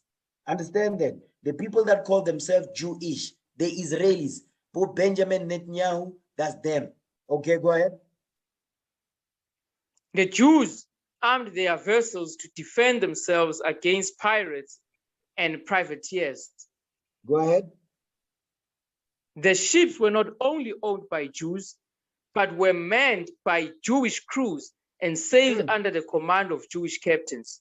It says the ships were not only owned by Jews. So these Jewish people, they owned the ships that transported our forefathers and foremothers from the west coast of Africa, from Guinea, from St. Thomas. You understand? They are the ones. They are the ones that owned these ships, but were also manned by Jewish crews. So you had Amalek, Israelis that were made, that was part of the crew that was manning these ships. And says they sailed under command of Jewish captains. Amalek, Jewish people, Israelis, the people that claim that they are the people of God, they are the same people that sold us into slavery. So those are not the real Jews. You understand? They sold the real Jews into slavery. Okay, read that. Many of the ships were engaged in bringing slaves from Africa to the 13 colonies, the British Islands in the Caribbean, and the Spanish colonies. Meaning what? The colonies that were conquered by Spain, the colonies that was conquered by Britain, because they were all working together. Remember, it says it was the Spaniards, it was the Portuguese, and the Europeans, which is all same people. It's all white people. They are all the same. You understand? Next part of that highlighted part. Come on. Although centering in Curacao, although centering in Curacao, the Jews spread through most of the West India Islands, French, English, and Spanish, as well as Dutch. You see that these are the people that was involved in the slave trade: the French, the English, the Spaniards, and the Dutch. And they were working together with Amalek, which is all white people, because they like to cause. Remember, as I don't know if you brothers and sisters seen on the news where Whoopi Goldberg was suspended from the View morning show because she said the Hitler, what Hitler did to the so-called Jewish people, he says it was not about race. Because in the media, the way they portrayed it, they make it seem like the Amalek, meaning Jewish people, they are a separate race. No, those are all white people. Those were all white people fighting amongst each other, because they like to separate themselves. Oh, no, we are separate. We are the people. They are not the people of God. Those are the sons of Esau. Those are the sons of Eliphaz, to be specific. You understand? Who had a concubine called Timnah. Understand that? So Amalek is a bastard child of Esau. You understand? And they are the ones that are calling themselves Jewish today. They are not the real Jews. Understand that thing. They were involved in selling our forefathers and foremothers. Now read that. The governor of Venezuela, because those are people. The governor in Venezuela had to accept the fact that unless he allowed local products to be shipped in Dutch ships, they would never reach Europe. A large proportion of these ships were owned by Jews who became active participants in the trade between Venezuela and the Old World. The Old World is talking about the Eastern Hemisphere and the Far East that goes into China and India, you understand, and Japan. But the Eastern Hemisphere, that's going to talk about the continent of Africa. So it says, not only did they own the ships, not only did they insure the ships, not only did they man the ships, but it says they became active participants. Talk about the Jewish people, the Israelis. It says they became active participants of what? in the trade between Venezuela and the old world, meaning what? The Eastern Hemisphere. The new world that goes into Venezuela and all that, which is the new world, North Central and South America. That's what he's going into. You understand? But watch this. Give me the book of Judges, chapter 3, verse 12. Judges. Okay. Judges 3, verse 12. I'm almost done. Judges 3, verse 12. Read what you got. Come on. Judges chapter 3, verse 12. Go ahead. And the children of Israel did evil again in the sight of the Lord. Mhm. And the Lord strengthened Eglon, the king of Moab, against Israel, because they had done evil in the sight of the Lord. Now watch this. Next verse. The next verse is what we want. Go ahead. And he gathered unto him the children of Ammon and Amalek, That's the Japanese and the children of Ammon and what? and Amalek. And Amalek. Amalek is the Jewish people of today. That's Amalek. You understand? They are the people that are occupying our land today. Go ahead. And went and smote Israel and possessed the city of palm trees. You see that thing right there? So when they were selling our people, right? When they were selling our people, because they were the ones that insured the ships and all that, guess what? Yes, they said they became active participants in the slave trade between Venezuela and the old world. Yes. But what I want to show you is that Amalek always wanted our land. They always wanted the land of Israel. And says they what? They possessed, it says they smote Israel, meaning Amalek smote Israel, and says they possessed the city of palm trees. The city of palm trees, that's Jerusalem. Give me that in Deuteronomy chapter 34. Deuteronomy chapter 34. Okay, Deuteronomy 34 verse 1. Watch this. So Amalek, they smote us, they smitten us, and they possessed the city of palm trees. Let's see what that is, the city of palm trees. Read that. Deuteronomy chapter 34, verse 1. Go ahead. And Moses went up from the plains of Moab unto the mountain of Nebo, to the top of Pisgah, that is over against Jericho. And the Lord showed him all the land of Gilead unto Dan, Go ahead. and all Naphtali, and the land of Ephraim and Manasseh, and all the land of Judah unto the utmost sea. Go ahead. So the Lord is showing Moses the promised land. Come on. And the south, and the plain of the valley of Jericho, the city of palm trees unto Zoar. The city of palm trees is the land of Jerusalem. Okay. So they always wanted our land. Amalek always wanted our land. Now watch this. Let's get some history on Amalek. Give me Genesis 36 verse 8. Genesis chapter 36 verse 8. Who's Amalek? Okay. Amalek who always wanted our land, the city of palm trees. Watch this. Genesis 36 verse 8 and 9. Read that. Genesis chapter 36, verse 8. Mm-hmm. Thus dwelt Esau in Mount Seir. Esau is Edom. Esau is Edom. Go ahead. And these are the generations of Esau, the father of the Edomites in Mount Seir. So Esau, Edom, Idumea. That's the Caucasian race of today, the so-called white man. So the Jewish people, Israelis, they are all white people. Don't be fooled. They are all white people. You understand? Now jump down to verse 10. Go ahead. Genesis chapter 36, verse 10. These are the names of Esau's sons: Eliphaz, the son of Adah, the wife of Esau; Reuel, the son of Bashemath, the wife of Esau. So now we've got the sons of Esau: Eliphaz, the son of Adah, the wife of Esau; Reuel, the son of Bashemath, the wife of Esau. So now we're going to deal with Eliphaz. Read verse 12 now. Come on. Genesis chapter 36, verse 12. Mm-hmm. And Timnah was concubine to Eliphaz, Esau's son. So Timnah was a concubine. Hold on. Timnah was a concubine to Eliphaz, Esau's son. So Eliphaz has a concubine named Timnah. Go ahead.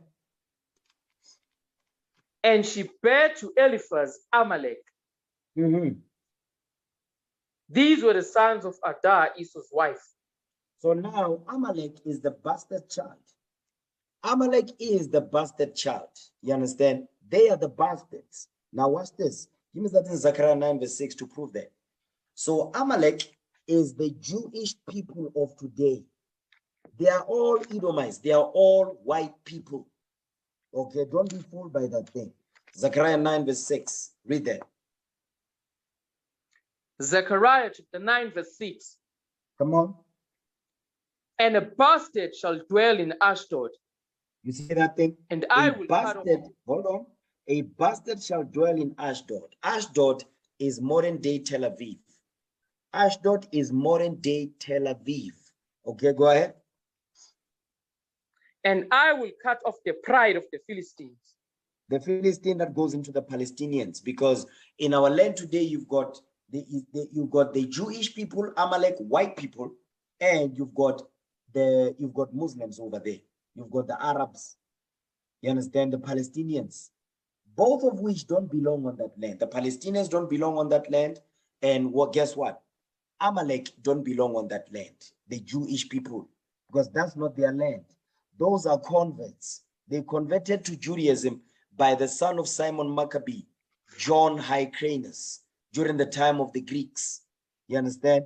During the time of the Hasmonean dynasty. Okay? Now watch this. Give me the book of Esther, chapter 8, verse 17. Because you had many times in history where the other nations converted to our culture and our heritage. You understand? One of the examples that I want to show you is during the time of the Persian Empire. Okay? Watch this. Esther, chapter 8, verse 17. Let's read that. Esther, chapter 8, verse 17. Go ahead. And in every province and in every city, whithersoever the king's commandment and his decree came, the Jews had joy and gladness, a feast and a good day. And many of the people of the land became Jews. Read. For the fear of the Jews fell upon them. You see that part right there? Is as many of the people of the land became Jews, meaning they converted to Judaism. They converted to our laws and customs, for the fear of the Jews fell upon them. So it happened during the time of Persia. It's not a new thing. It happened back then. You understand? And guess what? It happened during the time of the Greeks too, when John Hyrcanus converted many of the Edomites to Judaism. So guess what? During the time of the Greeks, guess what? The Greeks were taken over by the Romans, which became the Greco-Roman Empire. So during the time of Rome, you had the same people that were converted to Judaism by John Hyrcanus. Their descendants, guess what they did? They continued the same traditions that their forefathers did that was converted to Judaism. Now watch this. Let me prove that. Give me 1 second. Okay, read that. John Hyrcanus, read that. Reading from Britannica.com. Come on. John Hyrcanus the first. John Hyrcanus the first, high priest and ruler of the Jewish nation from 135 or 134 to 104 BC. Okay, go ahead.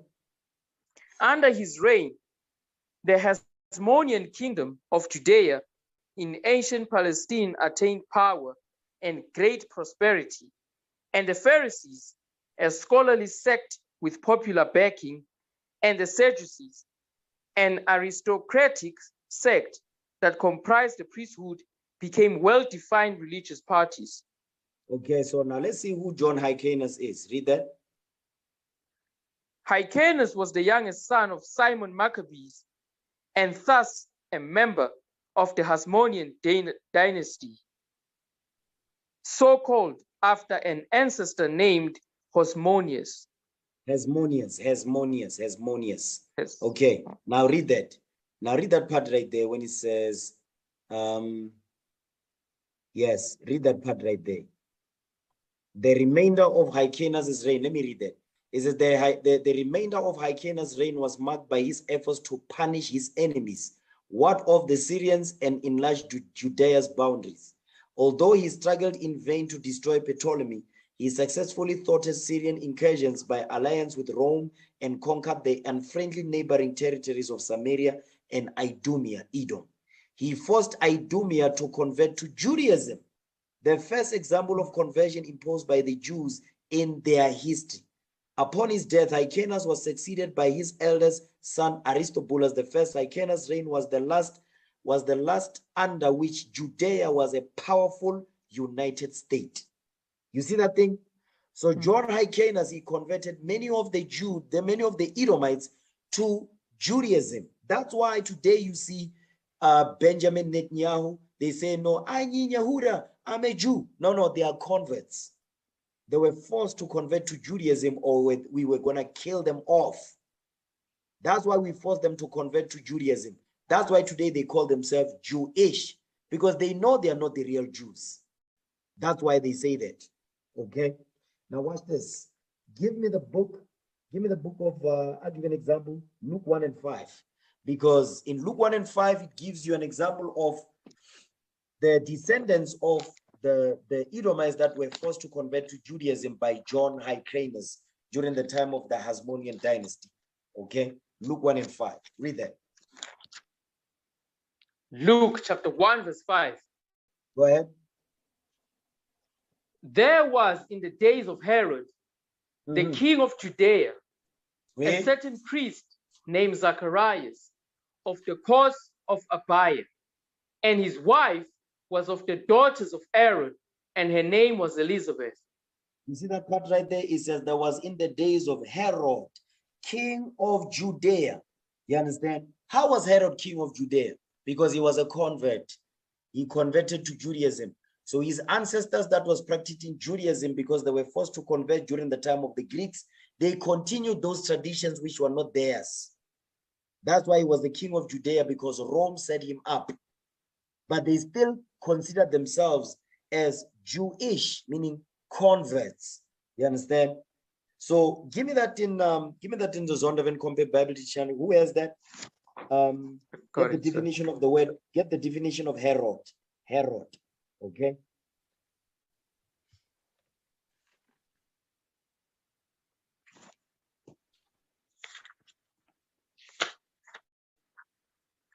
The definition of Herod, reading from the Zondervan Compact Bible Dictionary, page 224.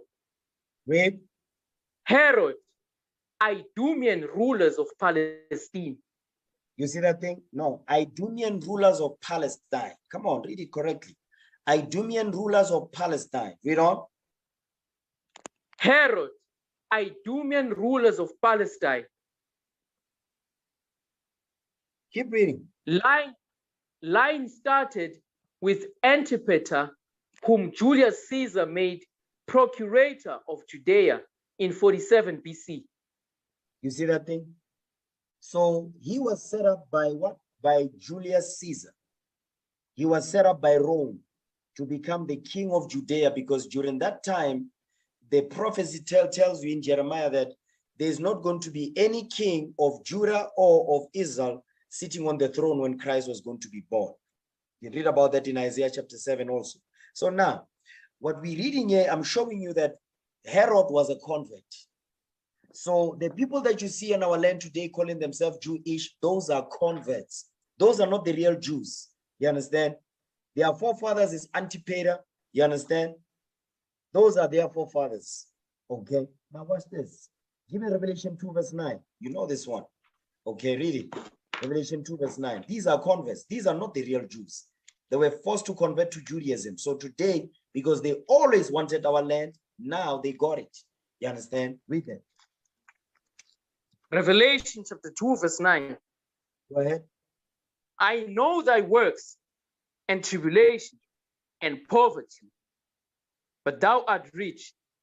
And I know the blasphemy of them which say they are Jews and are not, but are the synagogue of Satan. So the people that call themselves Jewish today, the Jewish people, they are the house of Satan. That is the house of Satan right there. That's not the people of God. That's not the people of Jeremiah. Those are not the people of Jesus the Christ, the Black Messiah. Those are not the people of God. Those are all Edomites. They are calling themselves Jewish because they are telling you that we are converts. We are not the real Jews. You understand? Let's get the prophecy. Give me Daniel 11 verse 14. Let's get the prophecy. You understand? How they would end up in that land. Because that is not their homeland. That is not their birthright. You understand? They forced themselves into that land because they always wanted the city of palm trees. Read that. Daniel 11 verse 14. Daniel chapter 11 verse 14. Come on. And in those times there shall many stand up against the king of the south. Also, the robbers of thy people shall exalt themselves to establish their vision, but they shall fall. You hear what the Bible is saying? Because it says, when it says the king of the south, is talking about the Ptolemy dynasty. It says, also the robbers of thy people shall exalt themselves. Who are the robbers of our people? It's talking about Jewish people, Edomites, that took our land. When did they take the land in these last days? The year was 1948 under the Balfour Declaration mandate. That's when they got access to that land. But that's not their land. You understand? Clueless Negroes like Ramaphosa, former Chief Justice Mukwege, they don't know what the hell they're talking about. That's why they are cluelessly, blindly making deals with their enemies that hate and despise them. You understand? That's why it says they will exalt themselves as the Jews, and they will establish the vision that they are the Jews. But God says they shall fall, because when the Lord returns, they are going to be utterly punished. You understand?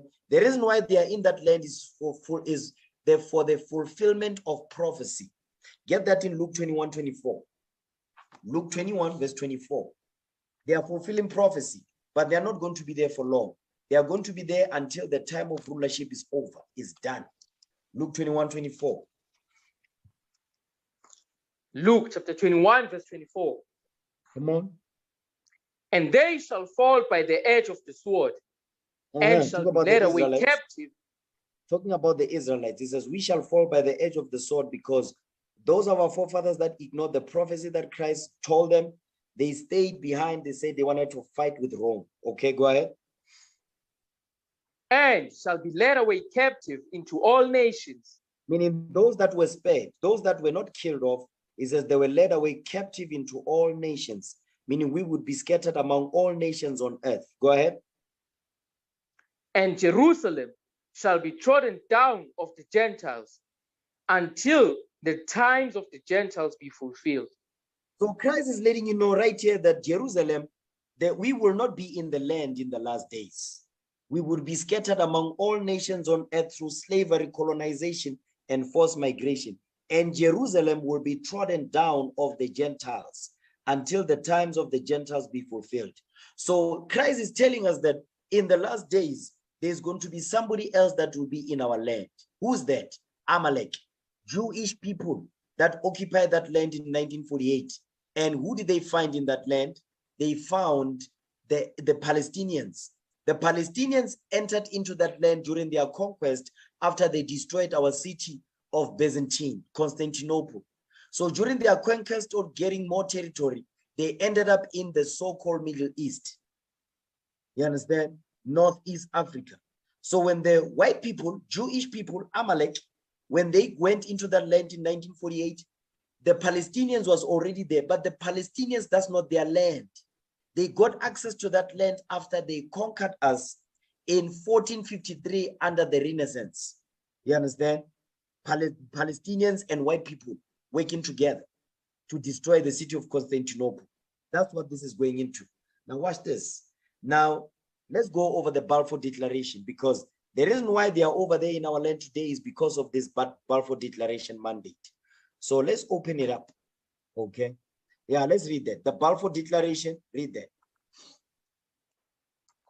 Reading from wikipedia.org, Balfour Declaration. Read. The Balfour Declaration was a public statement issued by the British government in 1917 during the First World War, announcing support for the establishment of a national home for the Jewish people in Palestine. then an Ottoman region with a small minority Jewish population. He says, then an Ottoman region with a small minority Jewish population. So the Ottoman Turks, they were already in the land because they had destroyed us together with the Edomites when they destroyed our city of Byzantine. So guess what? The Balfour Declaration was a public statement that was issued by the British government, not the Most High, not the Heavenly Father. No, the British government did this, not the Most High God. I need you to understand that. Keep reading. The declaration was contained in a letter dated 2nd November 1917 from the United Kingdom's Foreign Secretary Arthur Balfour to Lord Rothschild, a leader of the British Jewish community, for transmission to the Zionist Federation of Great Britain and Ireland.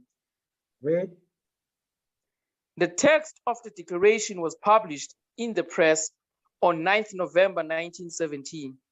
So now this was published in 1917, the 9th of November 1917, but it only came to pass in 1948, 2 years after World War II.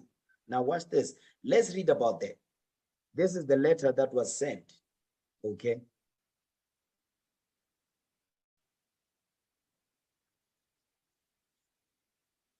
Okay, read it. Read the letter. Foreign Office, November 2nd, 1917.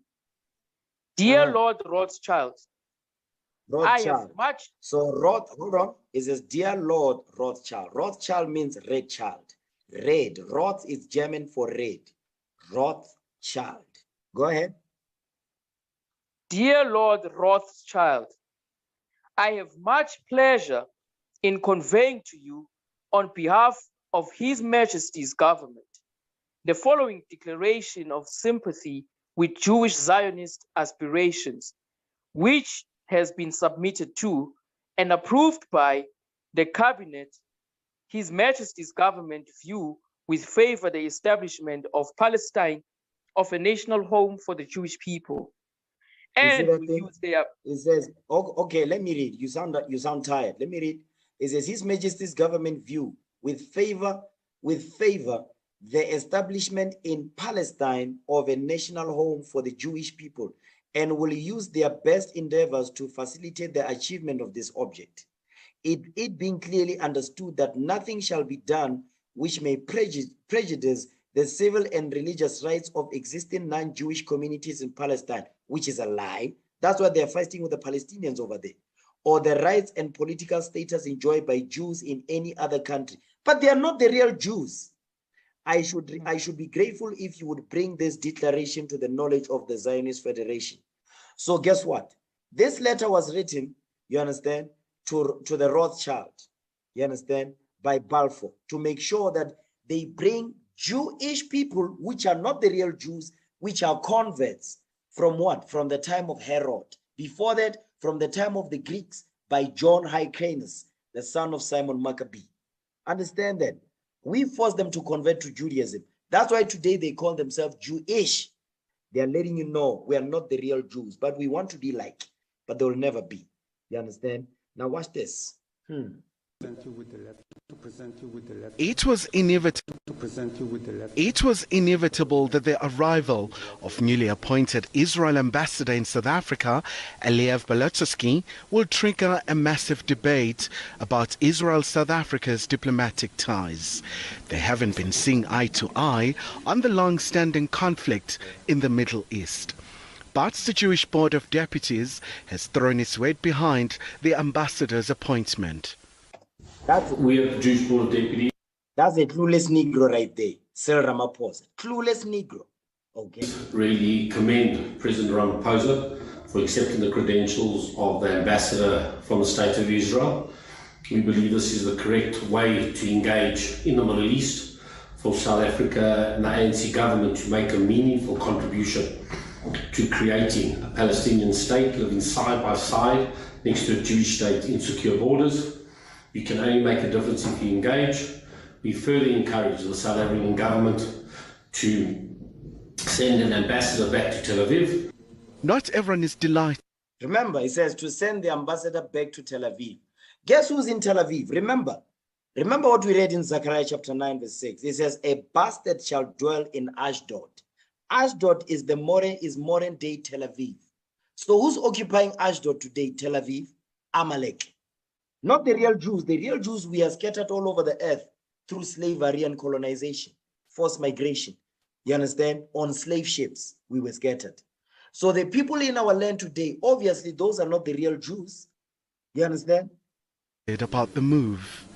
The embassy of Israel must be removed from South Africa as part of our continued solidarity struggles we wage together with the broader alliance, including the African National Congress. We call on Cyril Ramaphosa to disassociate himself from the people of Israel as part of our solidarity struggles. We further call on government to remain true to its resolutions of downgrading the embassy of Israel as part of a process of removing it totally from our land. This analyst believes an attack on South Africa is unwarranted.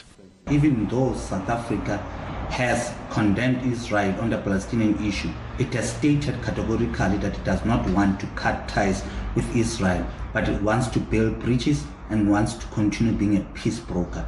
And therefore, I would suggest from my side that South African public should give the South African government an opportunity to continue engaging with the Israeli government, with the Israeli ambassador on issues that affect the Palestinians. Meanwhile, the South African government says it has maintained diplomatic relations with Israel, whilst at the same time it will continue to support the struggle of Palestine. Pretoria maintains it's in favor of a two-state solution, with the people of Palestine and Israel living peacefully side by side. That will never happen. There will never be peace on that land until the 12 tribes of Israel rule this earth. So as long as South Africa and all these clueless Negroes saying, no, we want peace for Israel, there will never be peace on that land. There will never be peace. The Palestinians will never coexist with the Jewish people, because those are not real Jews. Those are just white people who stole our culture, our identity, our land, and our Bible. You understand? So there'll never be peace on that land until we take over this earth and rule the earth. You understand? Give me the book of Isaiah 8, verse 9. Isaiah chapter 8 and verse 9. Let's read that. Excuse me, sir. Isaiah 8, verse 9. Come on. Isaiah chapter 8, verse 9. Go ahead.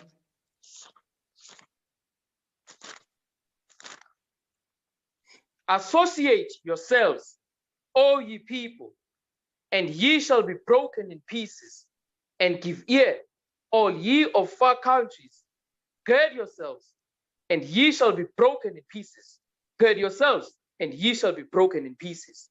You hear what the Bible is saying? The Most High God is saying, if we associate ourselves with Amalek, with the Palestinians, or with all these nations, we associate ourselves, we learn their culture, their heritage, you understand? All these demonic customs that they come with, worshiping their idols, the Most High God says, we are going to be broken in pieces, meaning it's not going to work. It's not going to work. They can send their ambassador here all they want. The clueless Negroes can say, no, we must give the South African government a chance. These Negroes are just clueless. They don't know what's going on. There will never be peace. You understand? Because that land don't belong to them. It does not belong to the Palestinians that are over there. It does not belong to white people who call themselves Jewish. It doesn't belong to them either. It belongs to us. Keep reading. Verse 10. Take counsel together, and it shall come to naught. Read. Speak the word, and it shall not stand. For God is with us. You see, it says it's not going to work. Speak the word, it says it's not going to stand. All these decree, these letter of credence that they are making is not going to work. Like we read in Daniel 11, verse 14, it says, but they shall fall, exalting themselves as the people of God. Go ahead. For the Lord spake thus to me with a strong hand, and instructed me that I should not walk in the way of these people. You see that thing? The Most High God instructed us that we must not walk in the way of these people. So what Chief Justice Mukhweng, what they are doing is they are just living in a fairy world. Cyril Ramaphosa, what they are doing, they are living in a fairy world. Whatever they are doing is not going to work. That's what God is saying. Read on. Say ye not, a confederacy to all them to whom these people shall say, a confederacy, neither fear ye their fear, nor be afraid. You see that thing? The Lord is saying, whatever confederacy that they are making with these nations, whatever confederacy they are making with the Palestinians or with Amalek or with China or with Russia, the Lord says is not going to work. He says, neither fear ye their fear. Don't be afraid, because the reason why they are making a confederacy with them is because they are afraid. They are afraid of losing foreign aid. That's the reason why they are doing this. Keep reading. Sanctify the Lord of hosts himself, and let him be your fear, and let him be your dread. You see that thing? The Lord is the one that we must reverence. We must not reverence the Palestinians. We must not reverence Amalek or Jewish people staying in our land today. You understand? The Lord says we must not reverence them. That's why our people, these clueless Negroes call themselves leaders, they are making a confederacy with them. But the Lord says it's not going to work.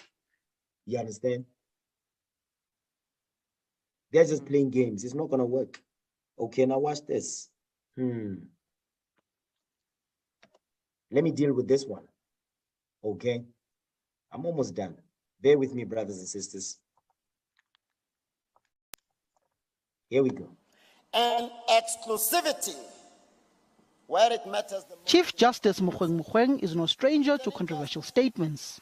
The pro-Israel views have come back to haunt the Chief Justice. Let me give the base. The first base I give is in Psalm 122, verse 6, which says, 122, verse 6, which says, pray for the peace of Jerusalem. They shall prosper that love thee. And 3, also Genesis 12, verses 1 to 3, that says to me as a Christian, that if I curse Abraham and Israel, God, the Almighty God, will curse me too. So I'm under an obligation as a Christian to love Israel, to pray for the peace of Jerusalem, which actually means the peace of Israel. And I cannot, as a Christian, do anything other than love and pray for Israel, because I know hatred for Israel by me and for my nation can only attract unprecedented curses upon our nation. You see that thing? That's what they teach in the Christian church. These clueless, wicked pastors, they make me sick. That is why you hear, a chief justice with qualifications. Look at the foolishness that's coming out of his mouth. Watch this. Because he's quoting Psalms 122, right? Read Psalms 122, verse 6. Watch this. He's quoting Psalms 122, verse 6. Let's see what this verse is saying. Okay. Psalms chapter 122, verse 6. Go ahead. Pray for the peace of Jerusalem. They shall prosper that love thee. They shall prosper that love thee. It says, we must pray for the peace of Jerusalem. They shall prosper that love thee. Now, who's this talking about? Jump up to verse 1. Let's see who is Jerusalem. Okay, read that. Psalm 122, verse 1. Go ahead. I was glad when they said unto me, let us go into the house of the Lord. The house of the Lord is the house of Israel, the 12 tribes of the nation of Israel. And he's going to say when we read down, keep reading. Our feet shall stand within thy gates, O Jerusalem. You see that this is prophecy. This has not happened yet. It says, our feet shall stand within thy gates, O Jerusalem. So what is this talking about? Keep reading. Watch this. Jerusalem is builded as a city that is compact together. Jerusalem is built as a city that is compact together. It says, our feet shall, this is future prophecy, our feet shall stand within thy gates, O Jerusalem. When will that happen? Give me Revelation 21, verse 12. Our feet shall stand. This is future prophecy. This has not happened yet. You understand? Christ has not returned yet. Christ has not destroyed America yet. America is not wiped off yet. America is not left as a puff of smoke anymore yet. You understand? The nations have not gone into captivity yet. So therefore, guess what? This verse that we're reading in Psalms 122, this has not taken place yet. Okay? Read that, Revelation 21, verse 12. Come on. Revelation chapter 21, verse 12. Go ahead. And had a wall great and high, and had 12 gates. And Actually, at the you gates, know what? Hold on. Wait. Before we get this, give me the book of Isaiah. Okay? Because Isaiah spoke about this thing. It says, our feet shall stand within thy gates, O Jerusalem. Jerusalem is built as a city that is compact together, because this hasn't happened yet. Now watch this. Give me Isaiah 56. Okay? Isaiah chapter 56. Because these clueless Negroes, with all these qualifications they got, they have no idea what's going on. Watch this. Give me Isaiah 56, verse 5. Let's get the prophecy. Okay? Read that. Isaiah chapter 56, verse 5. Go ahead.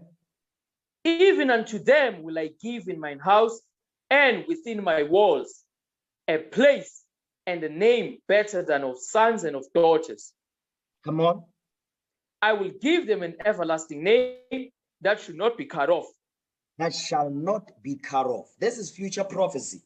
It says, even unto them will I give mine house, that's the house of Israel, and within my walls a place and a name better than of sons and of daughters. And I will give them an everlasting name that shall not be cut off, meaning we're gonna rule forever. So what is this talking about? Is future prophecy regarding the coming together of the 12 tribes of Israel. Jump down to verse 8. Let's see who is he talking about. Come on. Isaiah 56, verse 8. Read. The Lord God, which gathereth the outcast of Israel, says. The what? The outcasts of Israel. The outcasts of Israel. Keep reading. Come on. Saith, yet will I gather others to him, beside those that are gathered unto him. Talk about Northern Kingdom. Northern Kingdom will be brought back together into the fold, and all 12 will be back together again as one nation. Now give me Revelation 21, verse 12, because it says in verse 5 says, even unto them will I give in mine house and within my walls. What is that talking about? In mine house and within my walls. Revelation 21, verse 12. Watch this. Come on.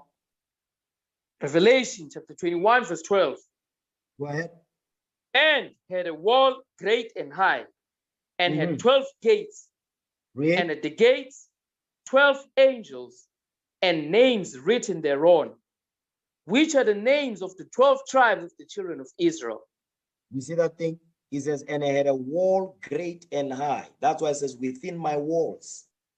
And had 12 gates, and at the gates 12 angels, and the names written thereon, which are the names of the 12 tribes of the nation of Israel.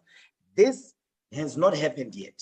So what King David is prophesying in Psalms 122 is the same thing that Isaiah is saying, which this prophecy has not taken place yet. So the people in our land today calling themselves Jewish, Jerusalem has not been built yet. The city of Jerusalem has not been built yet. Go back to Psalms 122. Read verse 2 and 3 together again. Psalm chapter 122, verse 2. Go ahead. Our feet shall stand within thy gates, O Jerusalem. Go ahead. Jerusalem is builded as a city that is compact together. Come on. Whither the tribes go up, the tribes of the Lord. Whither the tribes go up. Whether the tribes go up. Whether the tribes go up. So it's letting you know that it's not talking about the Jewish people in our land today, because that's not the 12 tribes of Israel. So guess what? Once the city of Jerusalem is built, it says the tribes will go up within those walls. They will enter in through those 12 gates according to the names, of the 12 tribes of Israel. Go ahead. The tribes of the Lord unto the testimony of Israel, to give thanks unto the name of the Lord. You see that thing? That's when we're going to give thanks unto the name of the Lord, because the Lord is going to gather us from all four corners of the earth where we are scattered, and we're going to go back home. And our city of Jerusalem is going to be builded by all these nations that have enslaved us. They put us under the heavy system of apartheid and so forth. They're going to pay for everything that they did to us. Watch this. You see that part when it says whether the tribes go up? Give me the book of Jeremiah 50 verse 4. Okay, Jeremiah 50 verse 4. So Jeremiah is prophesying of the coming kingdom. Read that.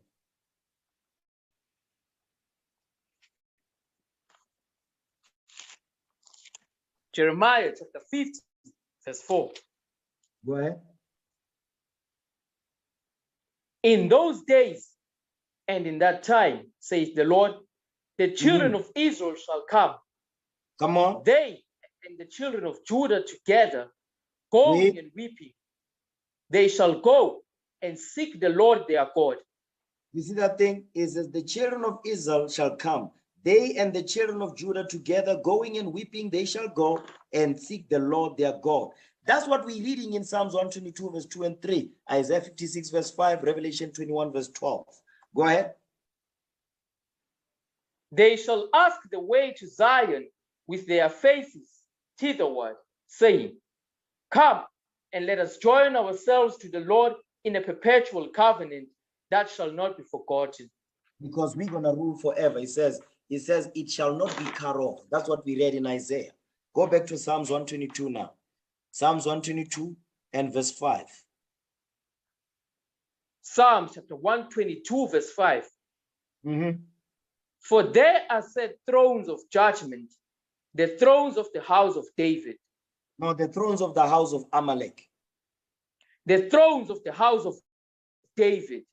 The thrones of the house of David, because during the time when King David was the king, all 12 tribes of Israel was together under one. Go ahead. Pray for the peace of Jerusalem.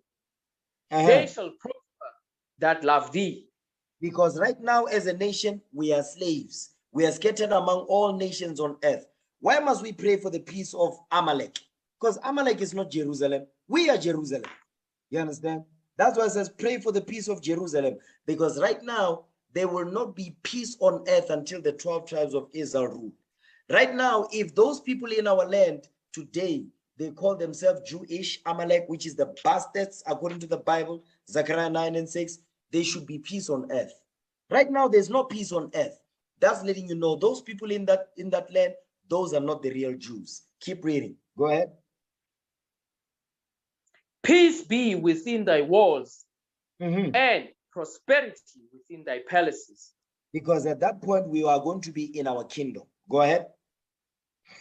For my brethren and companions' sake, I will now say, peace be within thee. You see that thing? Peace be within thee, because at that point, here's what's going to happen. You know, keep reading, keep reading. Because of the house of the Lord our God, I will seek thy good. The house of the Lord our God is the 12 tribes of Israel. So it says, for my brethren and companions' sake, I will now say, peace be within thy walls. When is this going to happen? Give me Isaiah 2 real quick. Isaiah chapter 2. Okay. Isaiah 2 and verse 1. Watch this.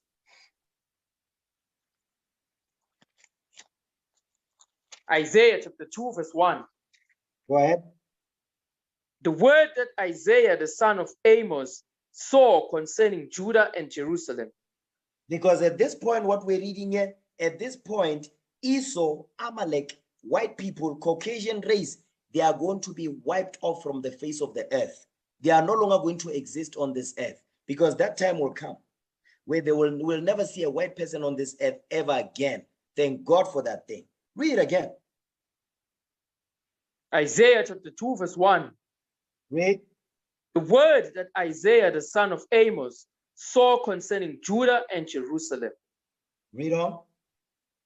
And it shall come to pass in the last days that the mountain of the Lord's house shall be established in the top of the mountains, and shall be exalted above the hills, and all nations shall flow unto it.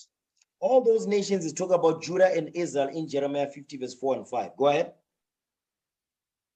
And many people shall go and say, Come ye, and let us go up to the mountain of the Lord, to the house of the God of Jacob, and he will teach us of his ways, and we will walk in his paths.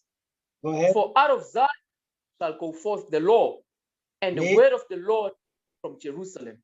You see what's going to be taught in the kingdom of heaven on earth is as out of Zion shall go forth the law. Out of Zion shall go forth the law. Because right now in Israel today, the laws of God are not being taught. That's why every year there's a Tel Aviv gay parade. There's a gay parade in Israel today. So they're not teaching the laws of God. They're eating pork, you understand, shrimp, lobster. They are doing all manner of filth in that land. So those are not the people of God. This prophecy has not come to pass yet. It says, for out of Zion shall go forth the law and the word of the Lord from Jerusalem. That has not happened yet. Keep reading. And he shall judge among the nations, and shall rebuke many people. Go ahead. And they shall beat their swords into plowshares, and their spears into pruning hooks. Nation shall not lift up sword against nation, neither shall they learn war anymore. You see that thing? Meaning there's not going to be war. Nations will not want to go to war with each other. What's going on right now? When Russia wants to go to war with Ukraine, America wants to get involved. You understand? Once America get involved, the EU is going to get involved. Then it's the beginning of World War III. So what you are seeing in the news and the things that they are telling you regarding the people in that land calling themselves Jewish, the Palestinians fighting, listen, those are not the people of God, because it does not line up with the prophecy. Nations are lifting up swords against nations right now. They want to go to war. The preparation of the war of Armageddon. That has not taken place yet. The 12 tribes of Israel has not conquered all these nations on earth. We're not ruling the nations yet. We're still yet to rule them. So the people in our land today, those are not the real Jews. Understand that. Okay? Now watch this. Let's keep playing.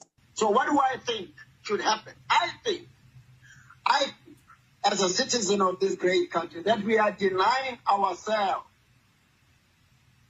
a wonderful opportunity of being a game changers in the Israeli-Palestinian situation. We know what it means to be at loggerheads, to be a nation at war with itself.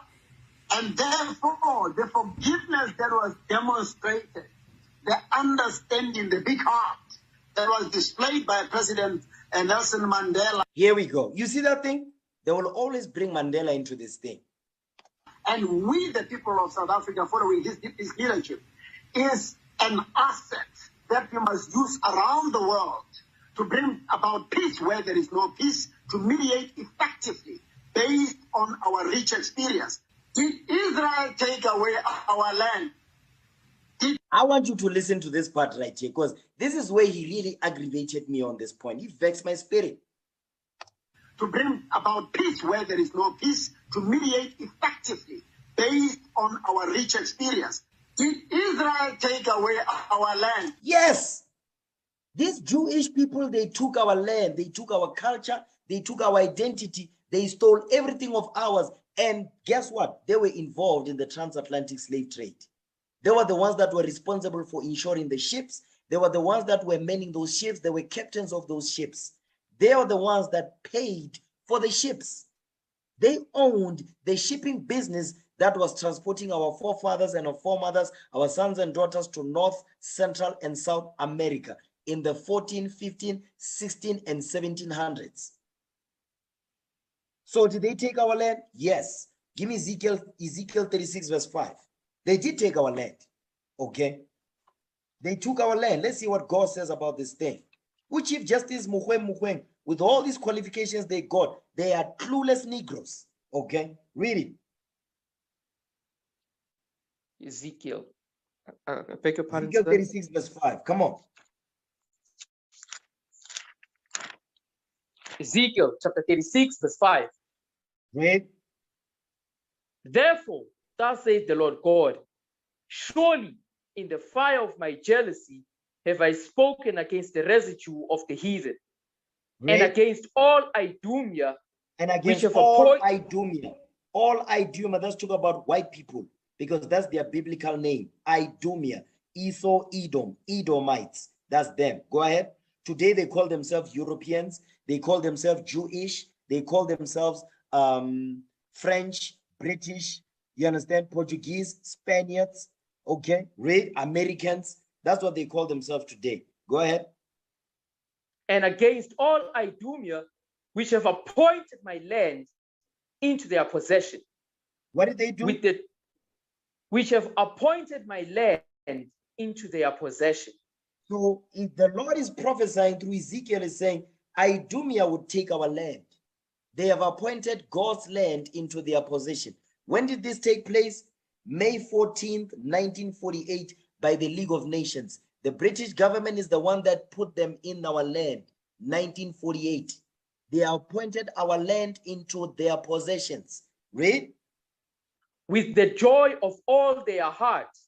Because you see that they were rejoicing that they took our land from us and now they are occupying it. That's why they want to kick the Palestinians out of there. And the Palestinians also, they were involved in what?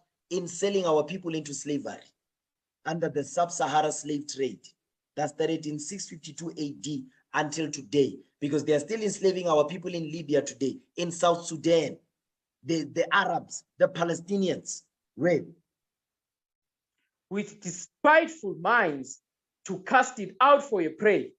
With despiteful minds, because they hate us. They always hated us when we came out of Egypt. They came behind us and they were killing our sons and daughters. You understand? Amalek, these Jewish people, these bastards in our land today, according to Zechariah 9 verse 6. Now give me Ezekiel 35 verse 10. Okay? Because this is how they really feel about our land. You understand? Read it. Because now they've occupied it. They've occupied our land. They are living there. They say they are us. Read. Ezekiel chapter 35 verse 10. Go ahead.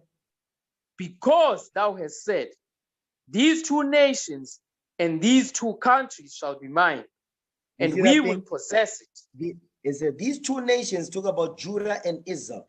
These two countries is talk about Israel and America. These two countries, Israel, the land of Israel, and the land of America. Go ahead. And these two countries shall be mine, and we will possess it. Whereas the Lord was there. Whereas the Lord was there. You see that thing? Because the Most High God gave us the land of Israel to us. And guess what? The land of America was given to Northern Kingdom, the Native American Indians. And guess what they did? They killed, during the 1492 of the Spanish conquest of Christopher Columbus, they killed 700 million. 700 million. During the transatlantic slave trade, they said 200 million of our people died during the Middle Passage. You understand? 700 million Native American Indians, 200 million of our forefathers during the transatlantic slave trade. And they're going to talk about the so-called 6 million Jewish people that were killed by Hitler. Listen, those were white people fighting other white people. You understand? Read on, verse 11. Ezekiel chapter 35, verse 11. Go ahead. Therefore, as I live, says the Lord God, I will even do according to thine anger, and according to thine envy, which thou hast used out of thy hatred against them. Stop right there. So Amalek, Jewish people in our land today, with whom former Chief Justice Mukwege is defending, and Cyril Ramaphosa, the clueless Negro, guess what? God is telling us, it says, these Jewish people, because they always wanted to occupy our land, it says they have anger against us, they have envy against us, and they have hatred against us. So they have anger, envy, and hatred against us. Go ahead. And I will make myself known among them when I have judged thee. You see, the Lord says he's going to judge them. Jump down to verse 15. Ezekiel chapter 35, verse 15. Go ahead. As thou didst rejoice at the inheritance of the house of Israel, because it was desolate. Because so we were not there, because we was kicked out of our land by the Most High because we broke his laws. Read. So will I do unto thee. Thou shalt be desolate, O Mount Seir, and all Idumea, even all of it. and they shall know that I am the Lord. You see what God is saying? He says, all Mount Seir, that's talk about Esau, Edom, Idumea, and all Idumea, even all of it. The Lord says he's going to wipe them out. He's going to make them desolate. Give me that in Obadiah, verse 17. Then we're going to close it up. Okay, Obadiah, verse 17. Let's read that. Okay. We are Obadiah. at war, brothers and sisters. I need you to understand that. Read verse 17 and 18. Come on. Obadiah, verse 17. Go ahead. But upon Mount Zion shall be deliverance, and there shall be holiness, and the house of Jacob shall possess their possessions. Go ahead, and we're going to own all nations on earth. Read on. And the house of Jacob shall be a fire, and the house of Joseph a flame, Read. and the house of Esau for stubble. Meaning what? It's going to be burned down. America is going to, hold on. It says, and the house of Esau is talk about all the entire Caucasian race. Today they call themselves German Caucasians, Russian Caucasians, Jewish Caucasians. They are all white people. The Lord says, the house of Esau for stubble. Because stubble is when something has been burned down to the ground and all that is left is just stubble. Go ahead. And they shall kindle in them and devour them. And there shall not be any remaining of the house of Esau, for the Lord hath spoken it. You see what God is saying? He says there's going to come a time when the Most High God is going to wipe out the entire Caucasian race on the face of the planet Earth, for the Lord has spoken it. Thus saith the Lord. So which former Chief Justice Muhweng, he's just a clueless Negro. We love him, but he must repent. Cyril Ramaphosa, another clueless Negro. We love him, but he must get his mind right. Did Israel take away the land of Africa? Yes. Did Israel take the mineral wealth of South Africa and of Africa? Yes. These utterances on his love for Israel landed the Chief Justice in hot water with an NGO, Africa for Palestine. A complaint led to the Judicial Conduct Committee found Muhweng guilty and ordered the Chief Justice to apologize. Now Muhweng will have to eat the humble pie and apologize. I will not reject my God. I will not apologize for believing in my God. I will not apologize for being a Christian. I will not apologize for prayer. I will not apologize for holding onto the word of God. I will never. Even if 50 million people can march every day for the next 10 years, for me to retract or apologize for what I say, I will not do it. I will never say I hate anybody or any nation. I will never. There will therefore be no retraction. There is nothing to retract. There will be no apology. Not even this political apology that in case I have offended anybody without meaning to offend them, for that reason I will not apologize for anything. There is nothing to apologize for. There is nothing to retract. I can't apologize for loving. I can't apologize for not harboring hatred and bitterness. I will not. If I perish, I perish. The Chief Justice will not pay. You know what? Listen. You see all these things that he's saying, they forced him to apologize and he did it. Because on the Star newspaper, on when was it? Was it on Friday? He put a public apology. Now read the public apology right there. Read it. Apology and retraction. I, Muhweng, Chief Justice of the Republic of South Africa, hereby apologize unconditionally for becoming involved in political controversy through my utterances in the online webinar hosted by the Jerusalem Post on 23rd June 2020, in which I participated. You see that thing? I further. So he's saying, hold on. He says he was not apologized, but he's apologized. They made him do it. You understand? Go ahead. I further hereby unreservedly retract and withdraw the following statement, which I uttered subsequent thereto, or other words to the same effect. I stand by my refusal.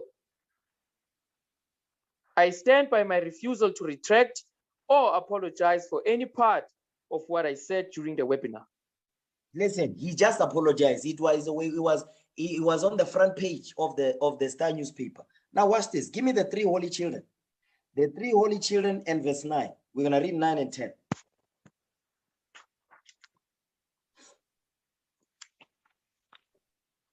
The 3 holy children, verse 9. Go ahead. And thou didst deliver us into the hands of lawless enemies, most hateful forsakers of God, and to an unjust king, and the most wicked in all the world. You talk about Esau, the white man. Go ahead. And now we cannot open our mouths. We have become and now we cannot open our mouths. That's why they forced him to apologize. He says, and now we cannot open our mouths, meaning speak truth to power. You can't do it. You understand? Read on. We have become a shame and reproach to thy servants and to them that worship thee. You see that thing right there? That's the state of the nation of Israel today. We're not talking about those white people that stole our land and our culture and everything that is ours and our name. The name Israel. The name Israel was given to our forefather Jacob, but they stole that name. You understand? But they are Jewish. They are letting you know, even in the name, that they are not the real thing. That's why after the 6-day war, when Israel was fighting with the president, I think it's the president of, is it Saudi Arabia or Palestine, is saying, how did the Jews leave Israel black and come back white? And guess what? What did they do to him? They made war with him and he was put to death. You understand? Because they know the history. Okay, they know the history. That's why they made him do this thing. Okay, I'm going to end the class right there. All praises to the Lord. Let's break bread in the name of our Lord and Savior, Jesus Christ. Okay. For I have received of the Lord that which also I delivered unto you, that the Lord Jesus, the same night in which he was betrayed, took bread. And when he had given thanks, he brake it and said, take, eat. This is my body, which is broken for you. This do in remembrance of me. After the same manner also he took the cup when he had supped, saying, this cup is the New Testament in my blood. This do ye, as often as ye drink it, in remembrance of me. For as often as ye eat this bread and drink this cup, ye do show the Lord's death till he come. Wherefore, whosoever shall eat this bread and drink this cup of the Lord unworthily shall be guilty of the body and blood of the Lord. But let a man examine himself, and so let him eat of that bread and drink of the cup. For he that eateth and drinketh unworthily eateth and drinketh damnation to himself, not discerning the Lord's body. For this cause many are weak and sickly among you, and many sleep. In the name of our Lord and Savior Jesus Christ, we pray. Amen.